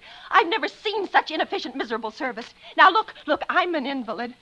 And I'm very nervous, and I'm not supposed to be annoyed. But if this keeps on much longer... What seems to be the trouble? Well, everything's wrong. I haven't had one bit of satisfaction out of one call I've made this evening. The whole world could be murdered for all you people care. And now my phone keeps ringing and ringing and ringing and ringing every 5 seconds, and when I pick it up, there's no one there. I am sorry. If you will hang up, I will test it for I you. don't want you to test it for me. I want you to put that call through, whatever it is, at once. I'm afraid I cannot do that. You cannot? Well, why? Why, may I ask? The dial system is automatic. Oh, If someone is trying to dial your number, there is no way to check whether the call is coming through the system or not, unless the person is trying to reach you complains to his particular operator. Oh, of all the stupid... And meanwhile, I've got to sit here in my bed suffering every time that phone rings, imagining everything. I will try to check the trouble for you. Check it. That's all anybody can do. Oh, what's the use of talking to you? You're so stupid. Oh, I'll fix her. Of all the impudent... How dare she speak to me like that? How dare she speak to me? I can't get any satisfaction. It takes so long to answer.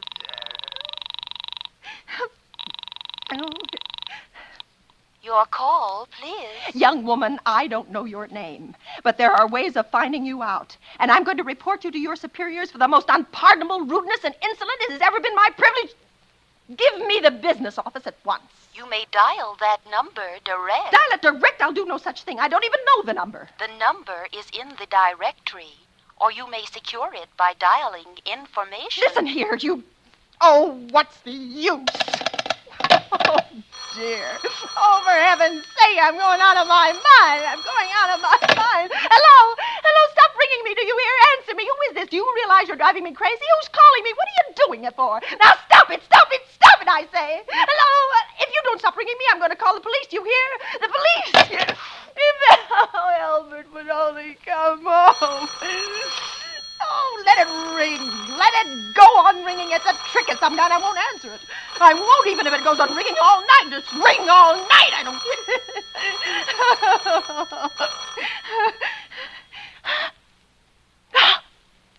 What's the matter? Why did they stop ringing all of a sudden? Oh, what time is it? Where's my clock? Where is it? Where did I put it? 5 to 11. Oh, they've decided something. They're sure I'm home. They heard my voice answer them just now. That's why they've been ringing me. Why no one is answering me. Call the operator again. Oh, wait. Oh, where is she? Why doesn't she answer? Your call, please. Where were you just now? Why didn't you answer at once? Give me the police department.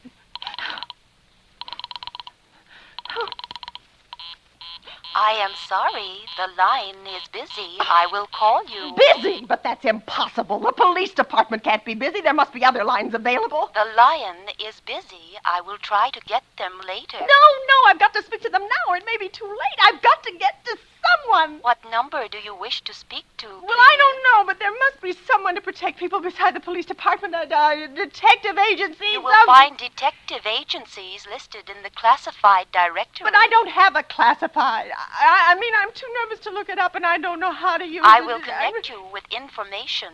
Perhaps they will be able to help you. Oh, no. Oh, you're being spiteful, aren't you? You don't care, do you, what happens to me? I could die and you wouldn't care. Oh, stop it! Stop it! I can't stand anymore. Hello, what do you want? Stop ringing, will you? Stop it! Hello, is this Plaza 32099? Oh, yes, I'm sorry. This is Plaza 32099. This is Western Union. I have a telegram here for Mrs. Elbert Stevenson. Is there anyone there to receive the message? I am Mrs. Stevenson. The telegram is as follows. Mrs. Elbert Stevenson, 53 North Sutton Place, New York, darling. Terribly sorry. Try to get you for last hour, but line busy. Leaving for Boston 11 p.m. tonight on urgent business. Back tomorrow afternoon. Keep happy. Love, signed Elbert.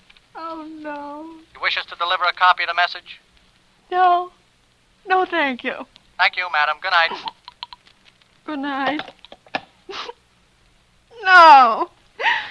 No, I don't believe it. He couldn't do it. He couldn't do it, not when he knows I'll be all alone. It's some trick, some fiendish trick. It's some...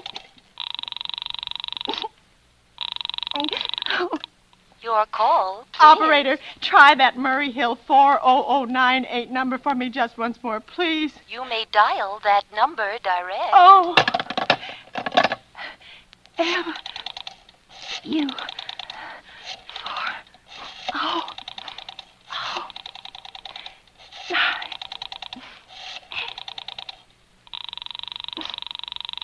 Oh. Oh, no. Oh, he's gone. Oh, Albert, how could you? How could you? Oh, but I can't be alone tonight. I just can't. If I'm alone one more second, I'll go mad. I don't care what he says or what the expense is. I'm a sick woman. I'm entitled to some consideration.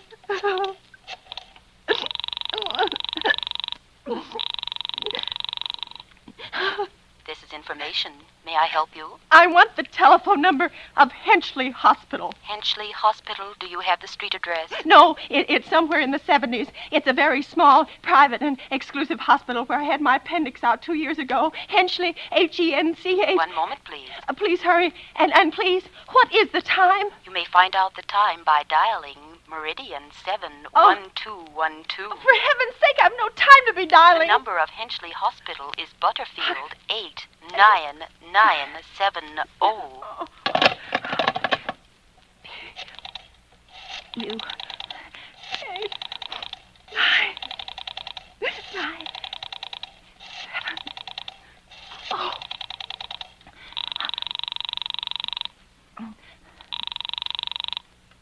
Henchley Hospital, good evening. Give me the nurse's registry. Who was it you wished to speak to, please? I want the nurse's registry at once. I want a trained nurse. I want to hire her immediately for the night. I see. And what is the nature of the case, madam? Nerves. I'm very nervous. I need soothing and companionship. You see, my husband is away, and I'm all alone. Have you been recommended to us by any doctor in particular, madam? No, but I really don't see why all this catechizing is necessary. I want a trained nurse. I was a patient in your hospital 2 years ago, and after all, I do expect to pay this person for attending me. We quite understand that, madam. But registered nurses are very scarce just now. Our superintendent has asked us to send people out only on cases where the physician in charge feels it is absolutely necessary. Well, it is absolutely necessary. I'm a sick woman. I'm very upset. Very. I'm alone in this house, and I'm an invalid, and tonight I overheard a telephone conversation that upset me dreadfully. A woman's going to be killed when a train comes. In fact, if someone doesn't come at once, I'm afraid I'll go out of my mind. I see. Well, I will speak to Miss Phillips as soon as she comes in. Miss And Phillips? what is your name, madam? When do you expect her in? I really couldn't say. She went out to supper at 11 o'clock. 11 o'clock? Oh, but it's not 11 yet. Oh, my clock has stopped. I thought it was running down.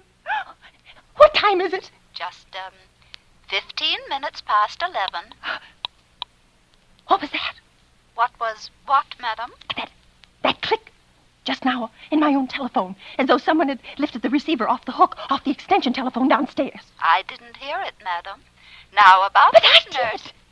I did. There's someone in this house, someone downstairs in the kitchen, and they're listening to me now.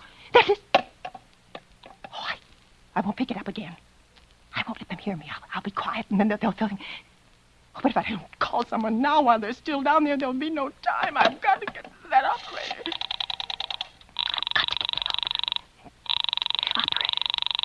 Oh, answer. Your call, please. Operator, I'm in desperate trouble. I am sorry I cannot hear you. Please speak louder. I don't dare. There's someone listening. Can you hear me now? I am sorry. Oh, but you've got to hear me. Oh, please, you've got to help me. There's someone in this house, someone who's going to murder me, and you've got to get in touch with the police. Oh, there it is. Did you hear it? He's put it down. He's put down the extension phone.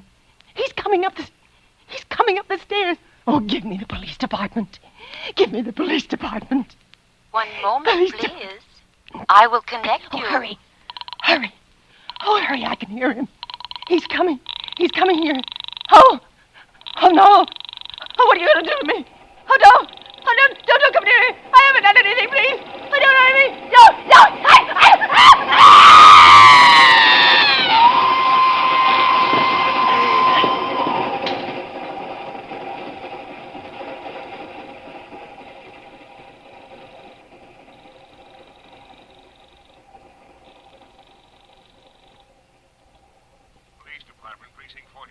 Sergeant Martin speaking.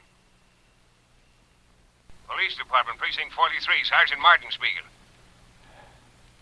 Hello, Police Department, Precinct 43, Sergeant Martin speaking. Police Department? Yes. Oh, I'm sorry. Must have got the wrong number. Don't worry. Everything's okay.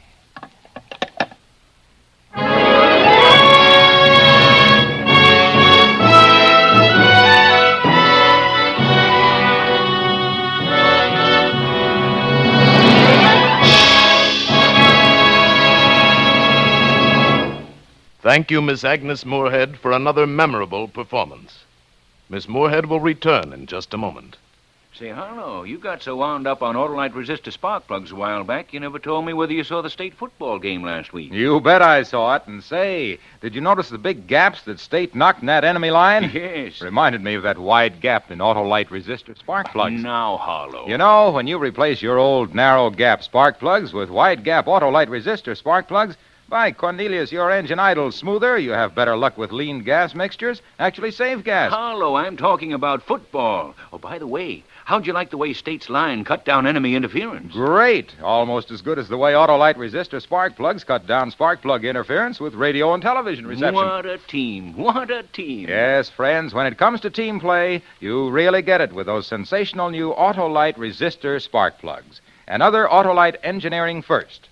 And no wonder, for Autolite resistor spark plugs are one of over 400 automotive, aviation, and marine parts made by the 26 nationwide Autolite plants, all famous for Autolite engineered dependability. So, friends, don't dilly-dally, dawdle, or delay, but hop down tomorrow to your friendly Autolite dealer and get a set of wonderful new wide-gap Autolite resistor spark plugs. He's got just the type and size to fit your car. And, friends, remember, too, Autolite means spark plug. Ignition-engineered resistor spark plug. Autolite means batteries. Stay full batteries. Autolite means ignition system. The lifeline of your car.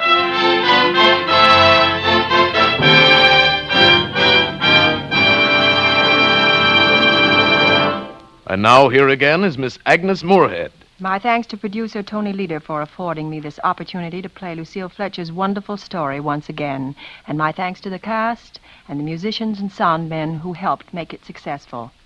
The Suspense program will always hold a special place in my affections, and I'll be listening with great interest next Thursday when radio's outstanding theater of thrills brings us little Margaret O'Brien starring in Ray Bradbury's story, The Screaming Woman, another gripping study in Suspense.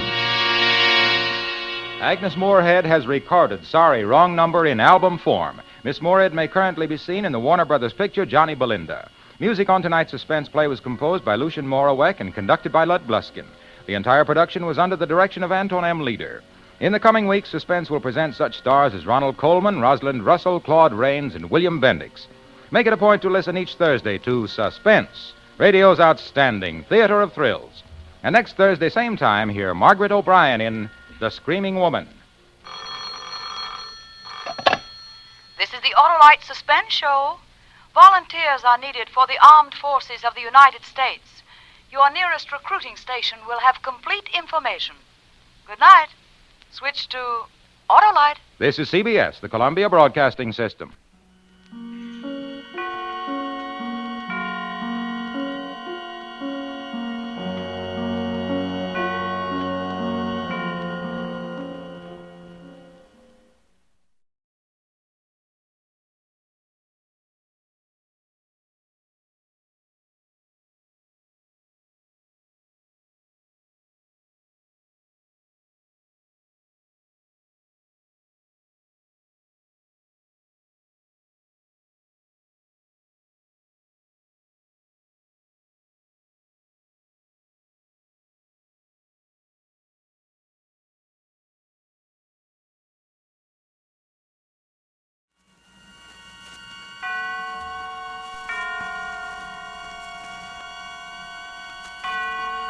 And now, Autolite and its 60,000 dealers and service stations present Suspense.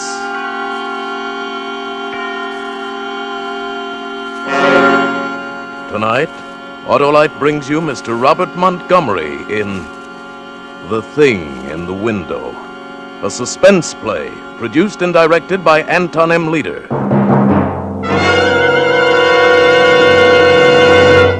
Autolite has been getting letter after letter from car owners who have switched from narrow gap spark plugs to wide gap Autolite resistor spark plugs. And they all agree that wide gap Autolite resistor spark plugs make their cars idle smoother, give better performance with leaner gas mixtures, actually save gas dollars.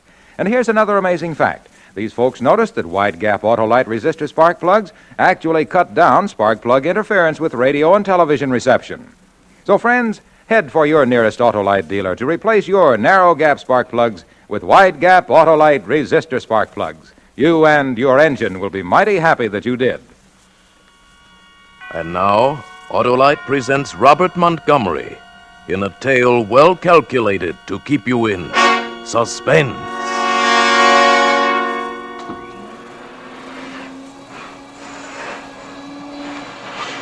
Mary, Yes, Mr. Ames. turn that vacuum cleaner off for a minute, will you, and come over here? I want to show you something. Yes, sir. Right here, out this window. Now look across the street, directly across the opposite apartment. See that window, about 3 windows in from the left, with kind of blue draperies? Uh-huh. There's something sitting there in a chair. Someone.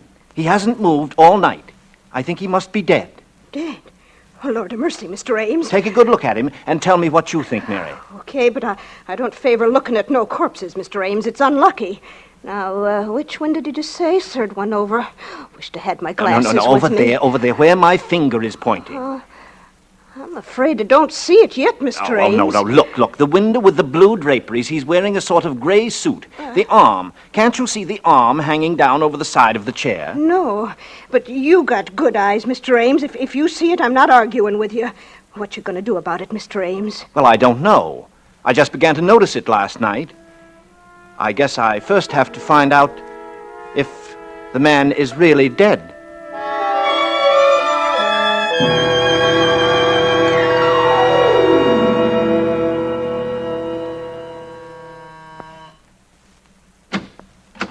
Yeah? Hello. I'm Martin Ames.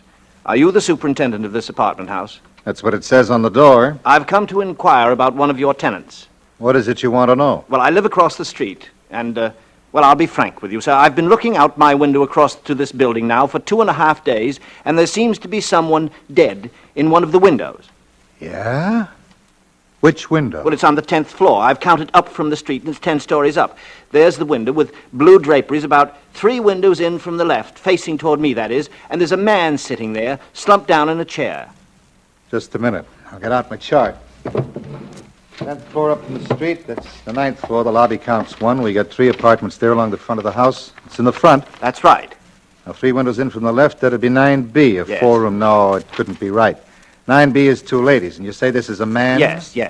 Young or old? Well, I can't tell. The face isn't clearly visible. The head's slumped forward, but he's wearing a gray suit, and he's sitting in a high, wing-back chair. Don't place him. Well, maybe he doesn't belong in the house. Maybe he was visiting somebody. As I say, this is all conjecture, of course. He may not be dead, but I've watched him a good deal. I'm home a lot in the daytime. My profession, the stage, doesn't take up too much of my time, and it looks mighty suspicious. Okay. I'll check it. Do you mind if I stay around? No. Sit down. I'll give 9B a ring first on the house phone.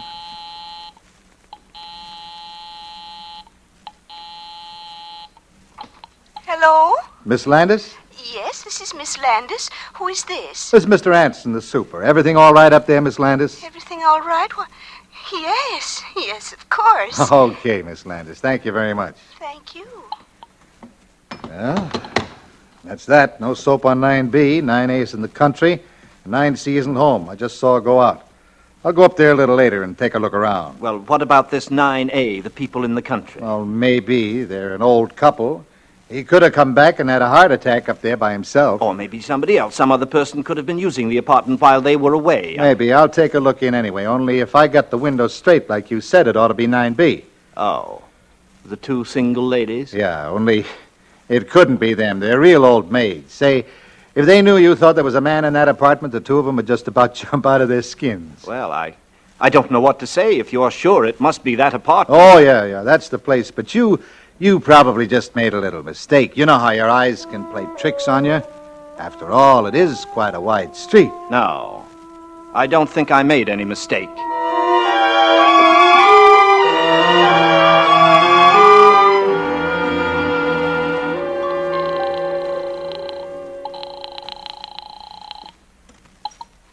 Anson speaking. Oh, hello, Mr. Anson. This is Mr. Ames. Again?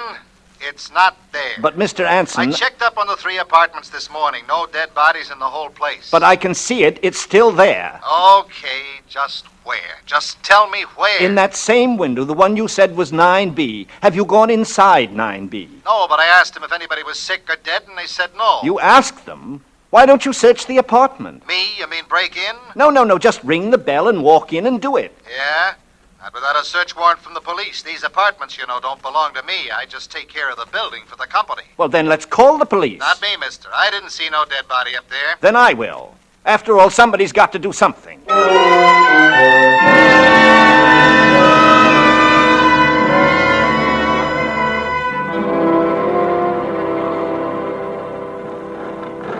I still maintain, officer, these 2 sisters are as refined ladies as you could find anywhere. High-class, church-going ladies. They used to teach school up here at PS 13. Yeah, that don't mean a thing. And they got a dog in there. Now, will you tell me one dog that would stay for almost a week in a flat with a dead person? I'm not telling you nothing. All I know, this gentleman, Mr. Ames, reported a stiff over here, and if he says there is one, there is, till it's proved different. Right, Mr. Ames? Well, I keep seeing the thing day in and day out.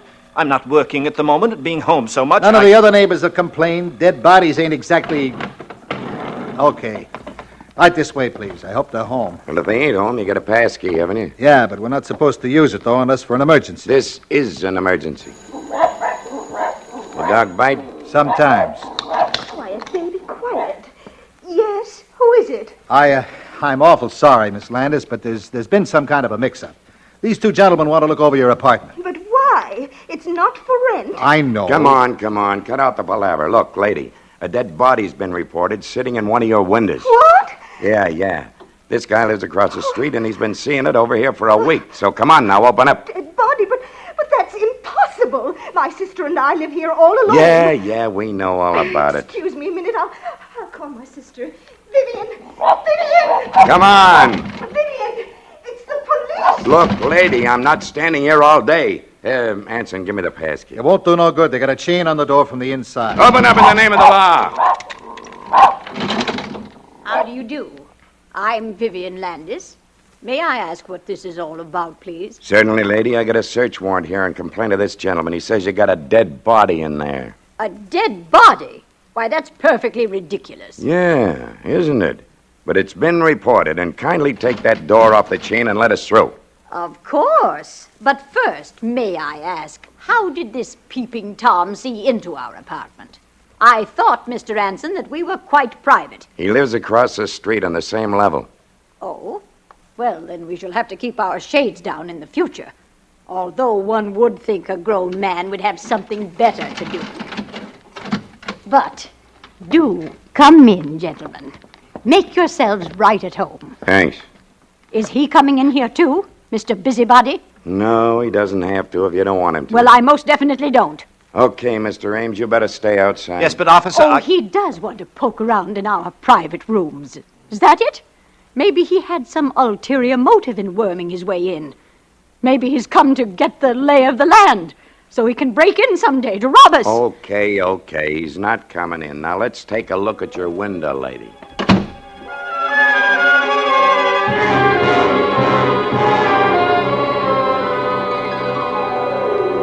Ames. Yes, officer? What's the big idea? You didn't find it? No. That's very strange. Yeah?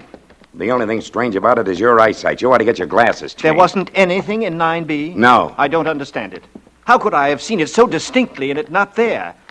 But perhaps it isn't in the window now. Perhaps they hid it while we were waiting outside that door. Hid it? Now, where does one hide a dead body in a 4-room flat? I looked in all the clothes closets, under the sofas, in the chests. Well, perhaps they got it out with some help. What about that fellow Anson? He acted so nervous and subservient. Maybe, but I doubt it. Anson's been running this house a long time, and he's a family man. It'd be taking an awful chance. I see. Well, you probably think that... You know, it's so terrible to keep seeing it, feeling that it's slowly decaying in there in secret. Why, the thing could be there for weeks. It's so high above the street, and it only seems to be visible from my apartment. Do you think if you investigated those two women... Investigated them? How? I searched their flat. I mean their whereabouts for the last couple of weeks, their backgrounds. Perhaps if you had them followed... By what right? On the grounds that you say you saw a dead man in the window? There ain't no legal corpus delicti. And don't you think so, my friend? I know. That's the awful part of it for me. Legally, my hands are tied until the actual body is found, but perhaps it'll never be found. Perhaps it's already being destroyed. Well, then if it's gone, what have you got to worry about? You won't have to sit and look at it no more. No, I hope it is. I tell you, it's really getting me down. I haven't slept for nights keeping vigil. I'm in a nervous state, and I haven't been this nervous in years. Yeah, I can see that. Well, why don't you try forgetting it for a while? Try not to look over into that window, or go away for a change. You done what you could, Mr. Ames. If there is a stiff over there, well, that's my business, ain't it? And if there isn't... You mean... You think I may be... I'm not saying nothing, Mr. Ames, but if I was you, I'd try catching up on my night's sleep.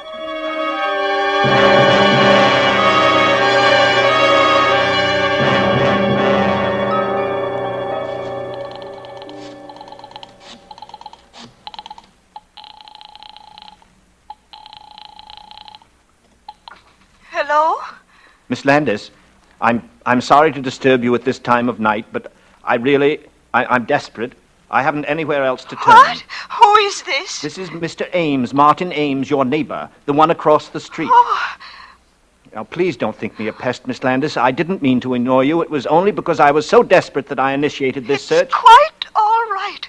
Goodbye. No. Now, please don't hang up, because it's worse now than it ever was. Miss Landis, I've been sitting here opposite your apartment, staring into your windows, and I'm only asking you to help me, Miss Landis. Help me just a little. Help you? It's still there, Miss Landis. What is still there? The dead body in your window. But there isn't.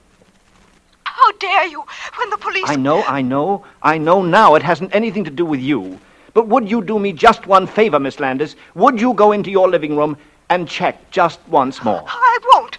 I'll do nothing of the kind. You're out of your mind. Perhaps I am, Miss Landis. That's what I'm trying to find out. And anyway, I don't see how you can see in. I pulled the shades down in there yesterday morning. Yes, I know. They're all down still. And how can you see? I can't. At least not the actual body. It's just the silhouette. I'm not maligning you or your sister, Miss Landis. If there's someone dead in there, it's not you who are doing it, but think of me.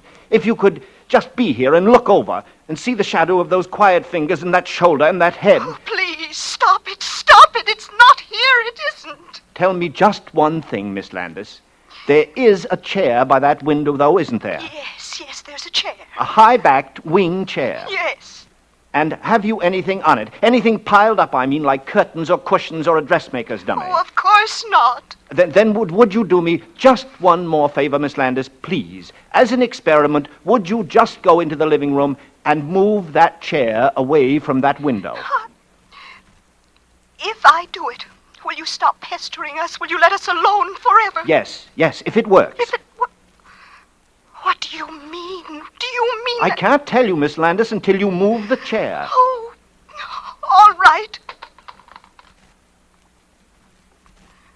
I moved it away from the window. It's at the other end of the room, and there's nothing in it. It's empty. I see. Well, thank you very much, Miss Landis. I know what I have to do now. You mean... Yes, Miss Landis. It's still there.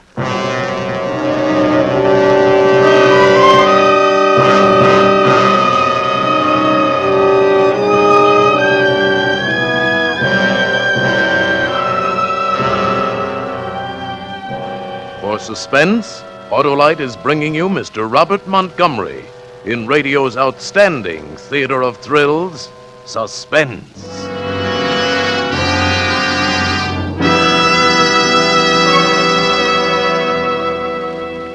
Say, Hap, what have these stars around here got that I haven't got? Why, let's see, Harlow.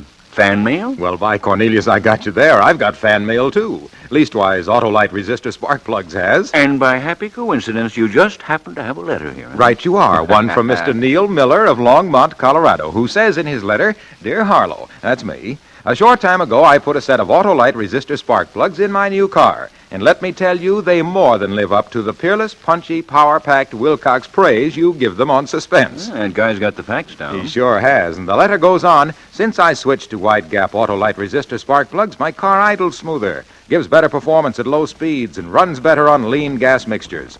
What's more, I noticed that Autolite resistor spark plugs cut down spark plug interference with my own and friends' radios. What do you think of that, Hap? He should be writing your material. Well, friends, Autolite resistor spark plugs give you all the advantages Mr. Miller writes about because of its unique built-in resistor. And only Autolite offers car and truck owners everywhere the sensational advantages of Autolite resistor spark plugs.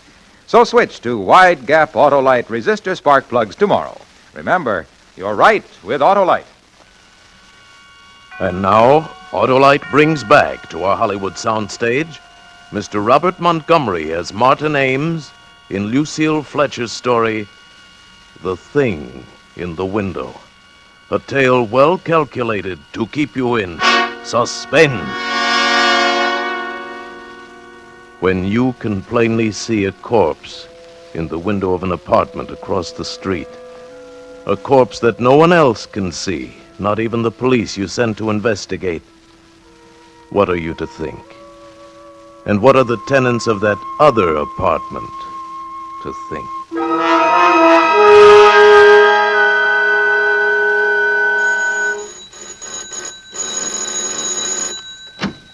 Oh, Miss Landis. Where is it? I want to see it at once. Yes, Miss Landis, come in. I do hope you'll excuse my appearance. I've just passed another sleepless night. So has my sister, and so have I. What do you mean by all this business, Mr. Ames? You've frightened my poor sister nearly to death, seeing things that aren't there when you know they're not. I know they're not. I wish they weren't. I wish to heaven I'd never looked out that window. I wish these walls were solid stone, and your walls, too. You're a sick man, Mr. Ames. Oh, am I? I wish I were. But I'm perfectly sane and well. I went to a psychiatrist yesterday, and guess what he told me? There's nothing wrong with me, nothing. I can't believe that. To you, I suppose it's a form of madness to persist in seeing this hideous image. But not to me, Miss Landis. I've finally come to an entirely different conclusion. And what is that? The supernatural. The supernatural? A ghost? What nonsense, Mr. Ames. Yes, I suppose it is nonsense to you, isn't it? You've been a school teacher. You believe in logic, common sense, the things that give a pretense of solidity to this frail little life of ours. But I'm an artist. I've always had a feeling for the thing beyond, the intangible, the shadowy. And sometimes out of the shadows we glimpse the yawning fangs of the eternal. You put things rather oddly, Mr. Ames. Just exactly what do you mean? Simply this. I checked on that building with the real estate agents yesterday afternoon after I'd left my psychiatrist, and there was a murder. In our apartment? The report didn't say. You know how they try to hush these things up, but it was a man, a young man, the lover of one of the tenants, a Miss Sweetser. Sweetser? Why, that's the name of the people who lived there before us. But they were an elderly couple, Mr. and Mrs. Sweetser. I never saw any Miss Sweetser. She died. She was the daughter. She killed herself afterwards by jumping out one of the windows. Oh, how perfectly awful. It's rather a ghastly coincidence, isn't it? Was it out our window? Who knows? She must have been a very neurotic person, though, this Miss Sweetser. Half crazed almost with love or jealousy. I checked on the details in an old newspaper. She cut his throat, nearly decapitated him. And it said that when they lifted his body out of the chair later... Excuse me, Mr. Ames. I'd rather not hear. I still can't believe... If there is something, if there could possibly be something, why haven't we seen it, too? Why should you? Haven't you seen it, Miss Landis? No. You're sure? Never? Perhaps in the middle of the night, getting up and passing that room, seeing that chair outlined against the window, just in passing, perhaps? You've never had a glimpse? No! I really must be going. No. Please stay and look at it. I want you to see it out of my window. My sister Elaine, she's so nervous. I just can't leave her alone so long. But then how will I know, Miss Landis? I thought you came here especially. It'll only take a minute. It's right here in this bedroom. I just have to let up the Venetian blind. Miss Landis! Miss Landis.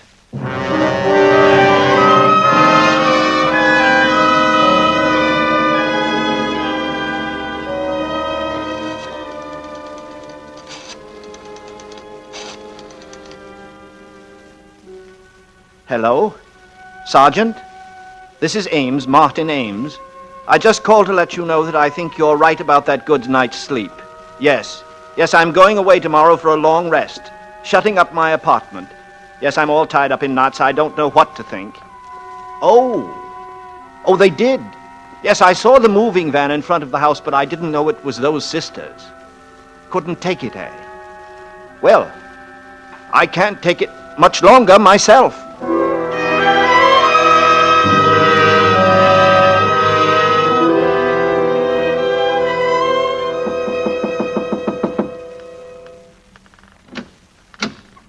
Well, Marty, bravo, bravissimo, old boy. Shh, not so loud. Why all the mystery?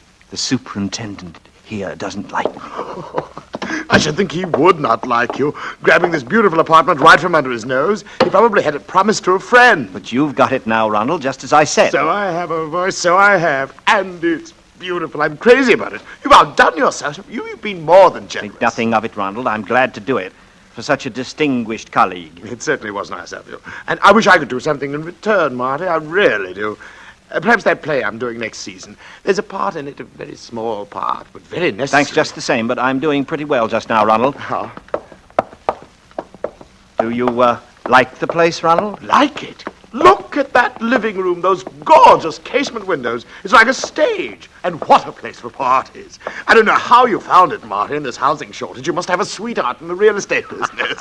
Oh, I managed. Why, when your call came, I wouldn't trust this to anyone but myself. I left the whole cast just standing there on the stage while I came over. Tell me, how did you do it? Oh, it's rather a long story. Let's sit down, shall we? Here, in the living room. No. You take the chair. Oh, I guess they must have left it when they moved out. Well, to be frank, Ronald, I got this apartment by a ruse. A ruse? What kind of a ruse? No, it was a nasty one, all right. I frightened the last tenants away. I told them I saw a dead man sitting here in this window. Oh, no, not really. How clever of you. But of course, there wasn't. No, of course not. I made him up out of whole cloth. You see, I live across the street, directly across, in that apartment with the striped curtains. Oh. They were very scary women. I used to watch them from my own place, always going to bed early, always pulling down the shades at night. I know the type. Then there was this chair by the window. That very one that you're sitting in now. Really? One night, just sitting there late, I got an amusing thought. There was a kind of shadow across the chair that night. Reminded me a little bit of a corpse. It came to me that it might be fun to create a part, a character, a corpse that wasn't there. I don't follow you quite. Some actors need a play, Ronald, to create a role. Others, the great ones, work out their own dramas. I proceeded to invent a part for myself. I was the eyewitness, the innocent bystander across the street who saw the corpse in here. I kept seeing it, and finally, by the power of suggestion, it became real enough to frighten them away. It's very clever, but rather drastic. Not at all. Proved my point, didn't it? Oh, yes. And it got you the apartment. Well, really, that was very kind. I've always hoped we'd be neighbors, Ronald. As a matter of fact, the whole idea for this thing came to me on that day last May when you turned me down for that part. Outside of Sardes, do you remember?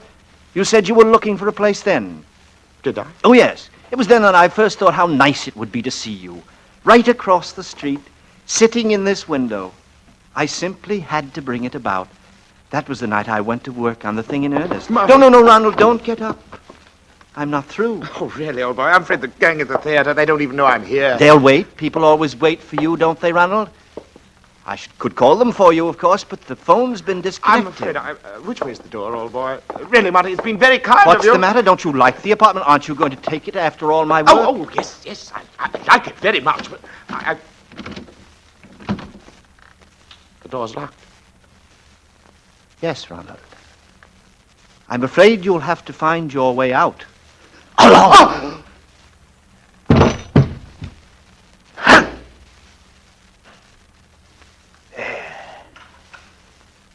That'll keep you quieter. Silence always became you better than all that ranting and glibness and charm, Ronald. And now, I've got the part for you. A part to end all parts. You play it, of course, entirely in a chair. There isn't much action, not a line to say. You just sit, Ronald. You sit in this chair by the window. It'll be the greatest performance of your career. You liked to hog all the fattest roles for yourself, didn't you? Well, this is a part that's been talked about up and down this street for weeks. You'll play the part of a ghost, of a corpse that never was, an hallucination in my brain. And who'll be your audience? I will. I, the insignificant, outmoded ham who wasn't fit to appear in your precious plays, but good enough to put you here. Who's the better actor now, Ronald? Goodbye, Ronald. No one will see me go out, but I'll see you across the street. Okay, Miss Landis, I got the pass key right here. That's so kind of you, Mr. Ransom. Personally, I begged her to leave the old thing here and have you throw it out, but Elaine listened. It's Mr. Ames. Ames? Yes, I was just going. I couldn't resist coming up and making one final check just for myself. The door seemed to be open, and anyway, the illusion's quite vanished. Quite. There's nothing there. Really, Mr. Ames? That's good. All right, Mr. Ransom. Will you ask the moving men to go in there now and take away the chair?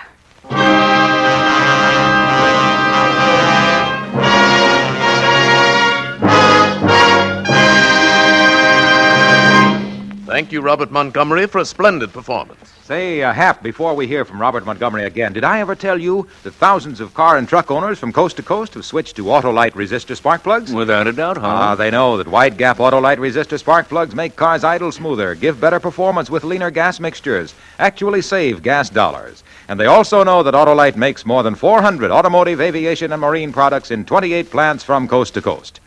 So switch to Autolite, because only Autolite offers car and truck owners everywhere the sensational advantages of resistor-type spark plugs. You're right with Autolite. And remember, Autolite means spark plugs. Ignition-engineered resistor spark plugs. Autolite means batteries. Stay full battery. Autolite means ignition systems. The lifeline of your car.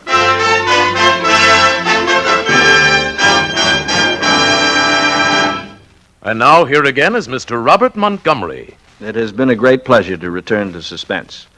And I wish to thank the splendid cast which Tony Leader assembled for tonight's performance.